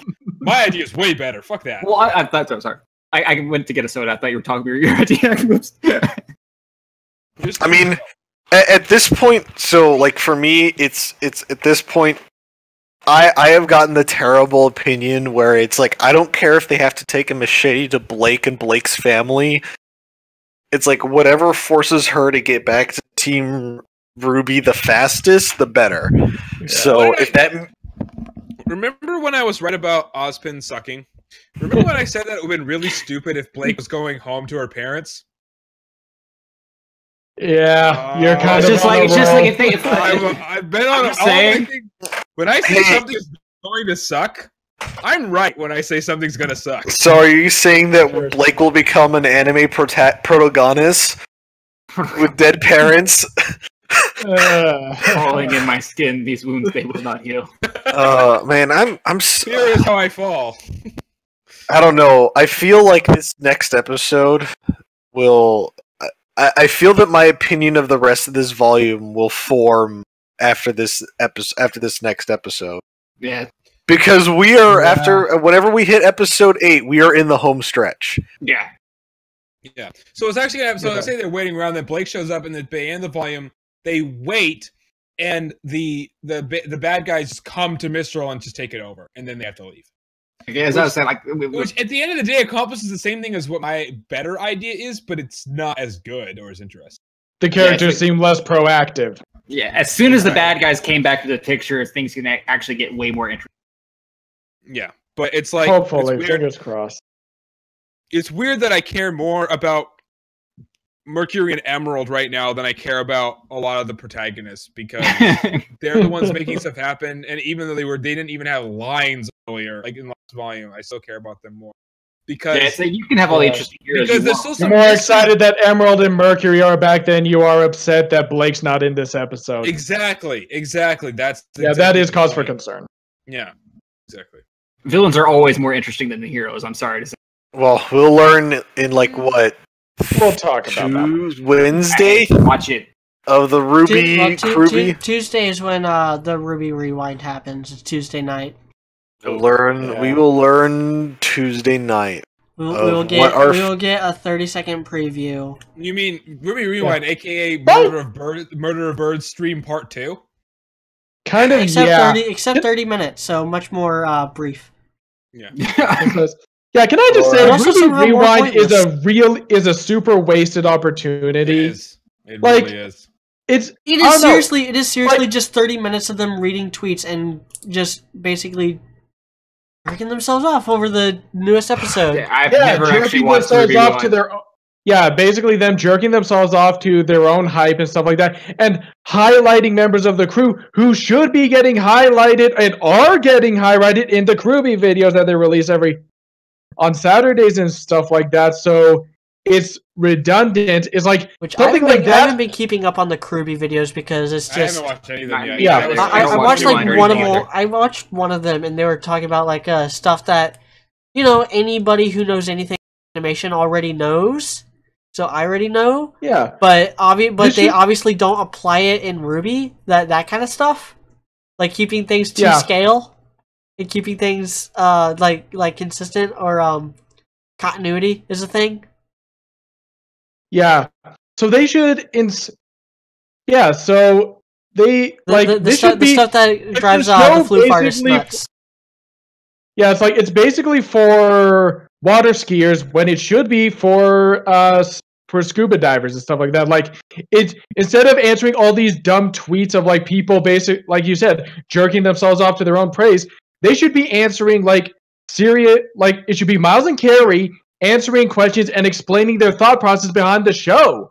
Like that would be a lot more interesting. It should be like what they did for But then they'd have spoiler questions. Or shut up. During the premiere, they had like these behind the scenes stuff from Miles and Carrie and Gray talking about these previous episodes. That's what these RWBY Rewind should be. It should be Miles and Carrie's opportunity. I watched the one for episode 5 of this volume just to see how they defend it. I can't wait. Honestly, I can't wait for the audio commentary. Oh god. Oh god. Yeah. Oh my god. Because, for the love of whom. So I'm gonna give my thoughts. I am going to create a Twitter account and constantly bitch at them if we do not get a cast commentary on this next commentary. Yeah, you better start tweeting that. Yeah, they did not. Well, because better start. I'll tweet that out now. I'll tweet that out to Carrie because Carrie will actually listen. Because those are always the best part. You gotta have the cast commentary. The best part of ever. That's like 75% of the reason I buy the Blu-rays. 25% is for the actual crew commentary, like Miles, Carrie, and Gray, and Monty when he was in them. And the 75% of it is for the fucking cast commentary. Because they're funny as shit. Yeah. Lindsay is not funny in Let's Play, but man, is she funny everywhere else that isn't Let's Play. It's true. It's true. She's not funny in Let's Play at all, but she's great everywhere else. Yeah. But yeah, like RWBY Rewind just feels like a really wasted opportunity for them to give us a better idea of what's going on in their heads, and I don't know, maybe we'd like this more if we had an idea, or maybe we'd be even more pissed off. But like, it's an opportunity for them to, I don't know.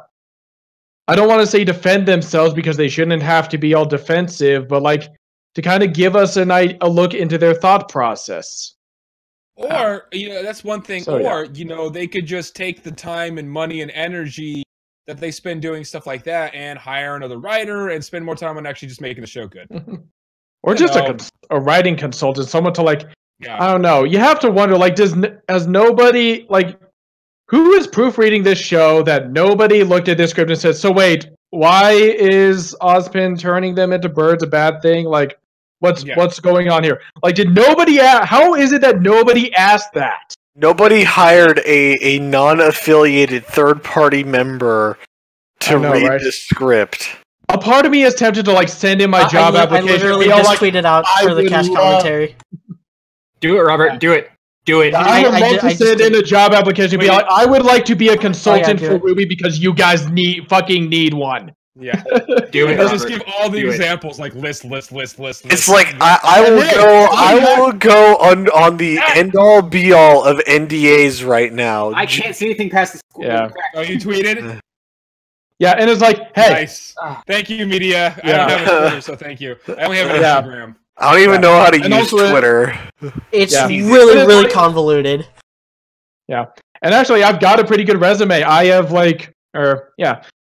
Hey, you should apply. What's the worst that's going to happen? You're not going to hear back from them at all? Yeah, exactly. It's like, I have consulted on award-winning plays and stuff like that in college. That's what I've always told people. It's like, dude, just apply. What's the worst that's going to happen? You're not going to hear anything back from them? So, like, they're going to, like, come to your house and fucking shoot you because you wasted their time with your application. Well, they are Texan. But before we wrap up here, I want to kind of address the RWBY thing again because go for it. I've liked this volume just fine, as much as I liked any other volume in RWBY. I think right now, pound for pound, it's not as good as volume 4. But pound for pound, like at this point, it's as good as volume 3 was at this point. Yep. I mean, we're honestly at the same in a different way. Honestly, volume 3 had a lot of fight scenes. Well, yeah. At this point, it's better than volume 3 at this point. I'll argue. Yeah, volume 3 didn't get good until after episode 9. Exactly. That's why. Well, no, actually, I'll volume 3 episodes. It got okay with episode 6. Well, Volume 3, Episode 7 was beginning of the end. Yeah. I feel... Yeah, I would say that's fair. It was the killing joke of RWBY. Sorry. It was an origin story without an origin story. In all honesty, but, I feel that... Anyway, I have a feeling that a lot of people are going to come down really hard on this one. Like, regular fan-based people, not the critics, or not people like Fat Man or me or McNeil. They're gonna, I mean, we're gonna come down hard on this volume, but that's every volume. But specifically, like, regular people who aren't critics are gonna come down really hard on this volume because it's been pretty dull to look at. The lack of kind of slow. The lack of action scenes has not helped. A lot of cafe scenes, a lot of scenes of just people sitting and talking, or standing and talking, or walking and talking. Especially when they're walking and talking, because the walking animation is so awkward. And right now, ever since I heard that part of the commentary, I can't unsee it. I can't unsee them walking in place. They are just obviously walking in place, like, by a treadmill. You what? And the thing that's and the thing that makes that terrible, I think those regular people will always kind of will say there's always a certain percentage of the average people that don't like something. There's a lot of average people that did not. Don't you mean, dude, filthy fucking normies? Yes. Get off my goddamn board! Casuals. But the problem is that if this volume continues the way it is, the passionate fans that actually liked Volume 4, that know of its superiority. Yeah. We're not going to be there to defend this volume. We're going to be with those things have to start happening. They need to start happening fast, and they needed to start happening. They should have started this happening episode, this not next episode. Well, so this is the thing, though. It feels like we said this last week too. Like we said this last week, things need to start happening, and they haven't. And I mean, after episode 4, things. I mean, okay, they've just begun starting to happen with like what's going on with Cinder. Anyway, with Anabar. Yeah, Cinder was a godsend. And with Team RWBY getting back, they started pumping the gas. Yeah, they've started pumping the gas with this episode. They need to gun it. They need to gun it. They need to put it into maximum overdrive. A lot of people really came down hard on Volume 4, and I've defended that adequately. I will probably make another video in the not-too-distant future more adequately defending Volume 4's merits. I don't think I really... I had a video... I have a video. It's the Volume 4 versus Volume 3. I don't think I was as adequate in that video as I could have been. Because that was way more about just the reaction and just what Volume 4 was structurally compared to Volume 3. But Volume 4 does have a lot more merits than Volume 3 does. And a lot of people, and it's the kind of merits that the people who, for the first fans of the show, don't care about. And a lot of it has to do with like the lack of action scenes, the fighting animation not being as well choreographed or well animated, not as well structured, with like again the kind of stuff that makes the floof artist have a brain tumor, an aneurysm of pure anger. And this volume, this volume's just been really dull to look at. I've said this the last couple episodes. Like, if this wasn't in Maya, it would be insufferable. But because it's in Maya, we at least get really good facial animations. But that's about all we've gotten. RWBY was adorable this episode, by the way. On a technical level, that's really all we've gotten this volume. Like, a couple really great facial animations, and then like 2 fight scenes. I wanna bring this up just before we start shutting everything down, because I feel we're at a good stopping point. Yep, I agree. So we're about there. So here's the thing. So let's just pretend. Let's pretend that we started this podcast during Volume 3. We would probably be having the same conversation, but over a longer period of time, about Volume 3 as we are with this volume right here. I feel that we are having... I think it would have been more spread out. It wouldn't have been 3 episodes in a row. Yeah. It would have been like... True, We yes. would have had it in episode 1, we would have had it in episode 2, we would have had it in episode 4 and 5, and I wouldn't be... Yeah, and maybe I 8. wouldn't be wise to the show's many flaws at that point. I wasn't wise to the show's flaws at that point. I was kind of a normie at that point, but... Yeah, I kind of was. That was kind of when I started... Well, Volume 3 was when I started really paying attention. Like, Yeah, Volume 2, like, Volume 1, Volume 1, I didn't even care. Volume 1, I didn't even care. Volume 2, the first half, I was still in, like, Volume 1 mode, and then I was like, oh, hey, this is actually kind of interesting stuff. And I started paying attention. Yeah. Then Volume 3 kind of hyped me up, and I started, like, really paying attention during Volume 3, and that's when I started, like, finding out RWBY and stuff. I feel... normie during Volumes 1 and 2. I became a fan after I watched Volume 3, and that's when I became, like, more interested in it. I was sold on... in all honesty, I was sold on this show at the end of Volume 3. And even though, like, with the falling out that I had, like, Jake the One Man Band was probably one of the reasons why, like, I watched this show, even though I've had my falling out with him. Yeah. See, I had never heard of him before. I didn't. Yeah, watch just the show is what got me into the show. He was, yeah, because I was sitting there and I'm like, oh, let's see what the theory department is of this show. And I'm like, oh fuck, look at all these videos, but all over the fucking place. So here's the point that I want to get to though is I feel that once the dust settles on this volume, I feel that there can be a lot of comparisons made between this volume and Volume 3. I feel that there are grounds there at least. I get way more Volume 2 vibes, unless like the second half of this volume just gets absolutely insane. Again, I throw more Volume 2 comparisons. Yeah, like hyped up, and then it turns out to be really like a reverse Volume 2. Because Volume 2 peaked at the halfway point, and it was all downhill from there. Yeah. So, like, you think this is gonna peak at the beginning, or no? I think it's gonna peak at. I'm hoping it peaks at. I hope it peaks at the end. I hope like this is the low point. I hope it like that the valley out was episode 5. But this is a valley. That the low point, that the lowest point quality wise was episode 5, and it's just all up and up from there.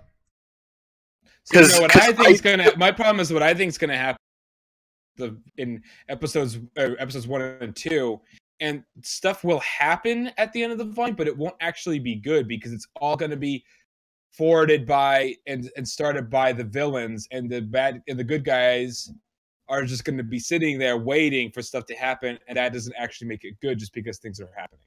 That's going to be the problem. So let's shut this down. So.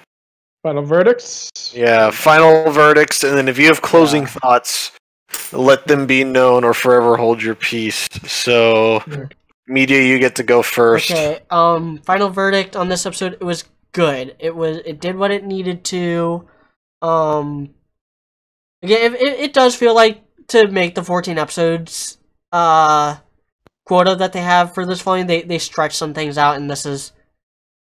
I'm surprised that as much happened in this episode as it did, but then again, I guess they like instead of pulling from the end and stretching it out from there, they grabbed it from episode 5 and stretched it out from there instead. But I have a request for you fanfiction writers out there. I want a fanfic that takes place on the same night as this episode. Right after the credits cut. This isn't gonna happen in the show because it's a kid's show and they can't do stuff like this. I want just the smuttiest thing ever with all these characters. All the combos, yes. Like a 7-way orgy?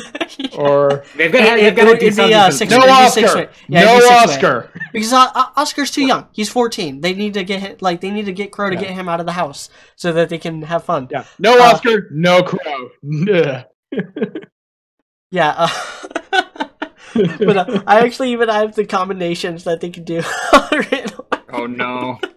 like start with They were all over the place with these. Start with Freezer Bird, Lancaster, and Nora. Then go White Knight, Ruby and Ren, then Yang and Nora. Then go Dragon Slayer, Sugar Rush, and Ren X Weiss. Then go Ren X Yang, White Rose, and Jean X Nora. Then when they're all like starting to peter out, go Enabler, Silent Knight, and Weiss X Nora. Wait, which one's Silent Knight? That's Ruby and Ren, or not Jean and Ren. Jean and Ren. Oh, I thought that was martial arts. Yeah, that's martial arts. Oh yeah. I first heard about it as Silent Knight. And that's what there's, I wrote. There's a lot of ships that have like multiple names. Like you've got like Monochrome, Eclipse. I was doing combo attacks. The official name isn't that good.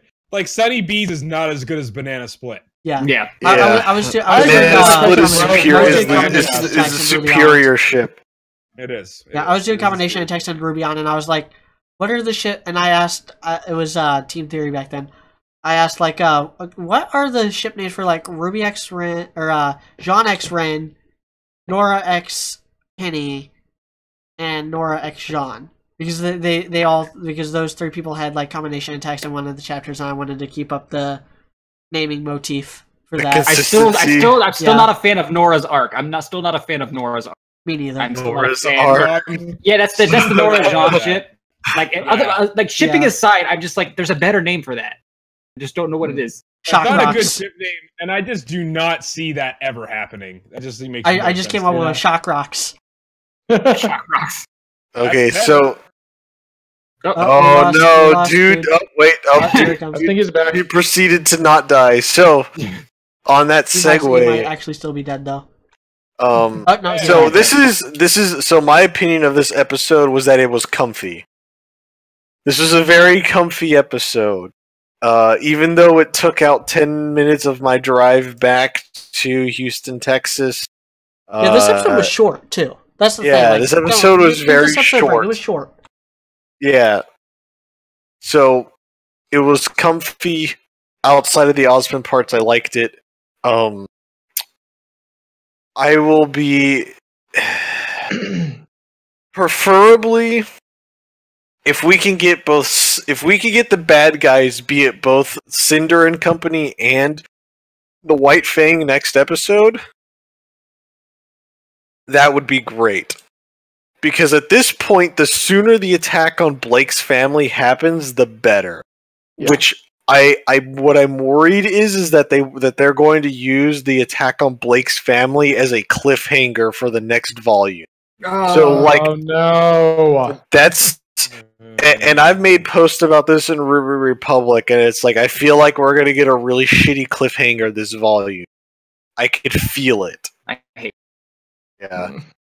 So that's what I'm worried with the cliff. And please that's don't what have I'm worried some kind that of pointless conflict like the breach.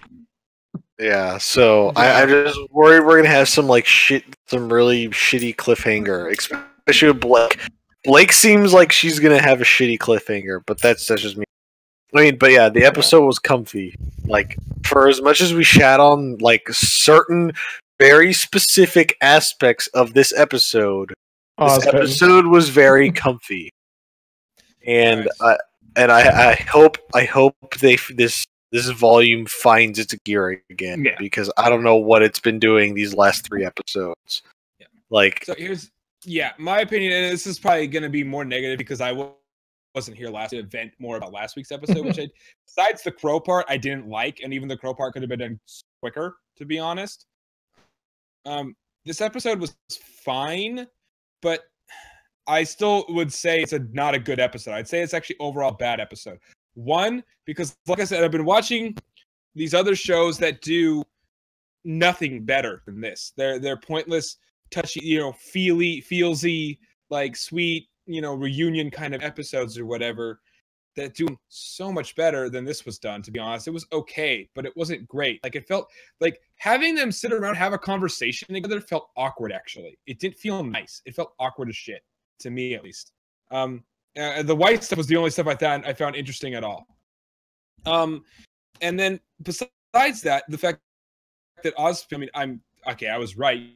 Great. I didn't want to be about Ozpin sucking this much, but I am.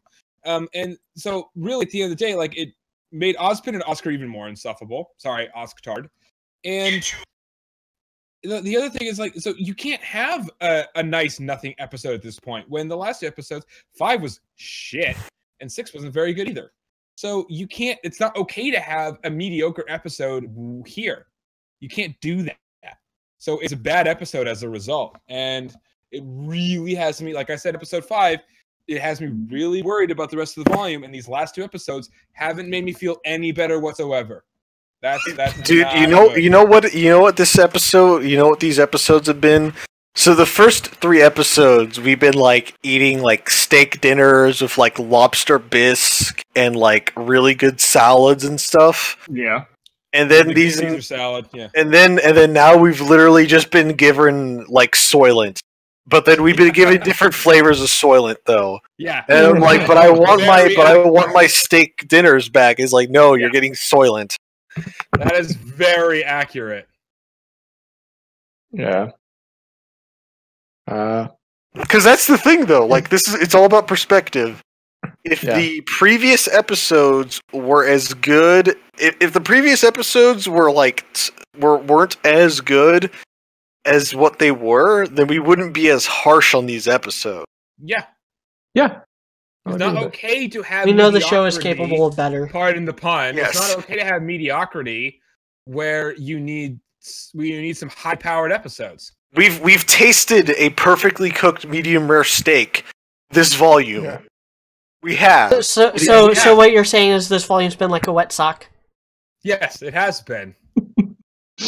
But I'm dry. And it's wet not because it's been sweated on. It's wet for other reasons. I mean, dude, what the heck? Like, we were expecting so much more. Robert, you need to get an actual username. I fucking punned everybody else's name, including my own. I'm sorry. I do have one, but I didn't get it until I came on here. It's robbing us of our entertainment. I don't know. It's robbing us of our entertainment. Let's just go with that. Yes. Robbing us of our expectations. We don't aim high. I think I found something for the podcast highlight reel next year. Oh no! It's just gonna. It starts with high-powered steaks. Yeah. The caption is podcast puns. Pun stock. I pun myself, and then we can't pun Robert. Sorry, whatever. Sorry. Are we about ready to break down, or do you have anything else to say? I think. We've been doing that technically. Yeah, it's Sox and Robert's turn now. It's Sock and then Robert's turns. Yeah. And then we're shutting it down after that. We're done. I really have nothing. As soon as we get to more of the villains, the better. That's everything else that I could have said has already been stated. Ran over and pummeled and just. But I give this episode a 7 out of 10. It was really good. It was real feelsy. I really liked it. It was a lot of good callbacks. But with the Osmond being the wizard thing actually struck a nerve, and I am not happy with it. And that's a lot more questions and issues have gone over, but they can even still be like picked at, and I don't want a headache right now for that. But other than that, just I give it a 7. Yeah. You can go ahead, Robert. All right. So yeah, I liked how this episode started, but I do agree with Dude that this kind of like what we've been talking about in the Beyond podcast, how Star Wars Episode 2 kind of ruined Star Wars Episode 3, or kind of kicked it in the nutsack before it could even come out and stuff like that. The previous 2 episodes kind of compounded to make this episode feel too slow, and I also agree with media though that like this episode, it did what it set out to do. It accomplished what it set out to do. Although I do wonder if it was worth doing, because Ozpin is, this episode has convinced me that that Dude has been right, that Ozpin is a shitty character, even if he does turn out to have some more sinister motives. But I would also argue that that's more of and it sucks that you're right, Dude, but you are. Yeah, exactly. But I didn't want to be right about that. It's just like, Yeah, but I didn't want to be right about Blake and the parents thing, but I was right about that, obviously too. Yeah, but at the same time, I would say that that's not so much. But I would also say that that's not so much a like this episode issue as much as it is just an issue with Ozpin as a character and a concept in this series. The series the series over reliance on him in general. So I think this was an okay episode, even with all of that said. And as a standalone episode, it's the best of the last 3 that we've gotten, I would say. So yes, it is the best of the last which is not a good thing. Yeah, which is like saying the second TMNT movie was better than the first one. Man, this strawberry flavored Soylent is sure better than Soylent flavored Soylent. The schnozberries taste like schnozberries. Yeah. Alright. Media, plug your shit. Let's fucking shut this thing down. If you like this podcast and you want to hear more of us, click that like button and subscribe for 2 podcasts every week. We are over halfway done with our Star Wars series of Beyond podcasts. We're doing episode 3 later this week. So hyped for the movie to come out. Oh god. We also do RWBY podcasts. We're gonna have to do a podcast over that too also. Oh, we already have it scheduled. We already have the Last Jedi podcast. But the Last Jedi one though? We have that scheduled for like a week after it comes out. Yeah, that's why we're doing Star Wars every week. We're building up to that. We actually have it scheduled to where the week after Last Jedi comes out, it'll be time to do episode 8. I'll definitely make sure to see that movie so I can talk about it with you. We'll expand it for that one. You'd be welcome on that. Yeah. I also have the fanfiction series RWBY Beyond. RWBY on Home, going strong. I'm actually writing one of the most difficult chapters I think I've ever had to write because I have to write 2 characters whose sole character traits make them not get along, but I have to make them get along. Hey, they're both chasing after the same hot piece of dick meat. Basically, yes.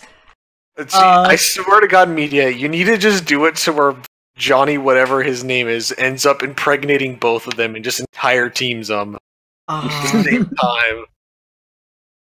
Suck doesn't watch Star Wars. We know. It makes you feel better. I don't watch Star Trek either, but it doesn't. It makes us feel even worse. It doesn't. Yeah, I was gonna say it doesn't. Doesn't make me feel better. I know all the references. I just don't watch it. Check out the Facebook page, RWBY and Beyond. Links will be in the description for all those. I also write Guardian of Terra sometimes. And I have a story on FicFun called Roads. It's kind of meh. But I had fun writing it. And that's all I have to plug. That's all I'm marketing right now.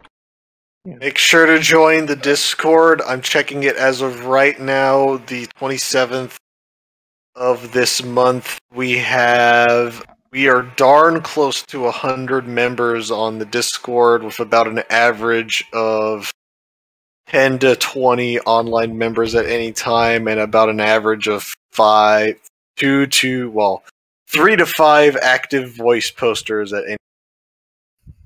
So I would like that number to get a little bit larger. And yeah, so please join the Discord if you haven't already. It's a fun place, I promise. I won't violate your NAP unless you violate mine first. And you know what? I'm going to go ahead and plug something so you guys can hold me accountable for this. I am going to be starting a YouTube channel with a video series called Character Interpretations, and my first interpretation is going to be Anton Ego from Ratatouille, and I'm going to get that out by this time next week. I'm holding myself accountable so I can hurry up and do this. So I actually only watched that movie for the first time like a few months ago. Good so movie. That'll be interesting. Good movie. Yep. It is a good movie. Great soundtrack. I don't consider it one of Pixar's best, but it's good. No, I don't either, but it's still good. Yep. Anyway, gonna. So stay tuned for that. I will give the link next week.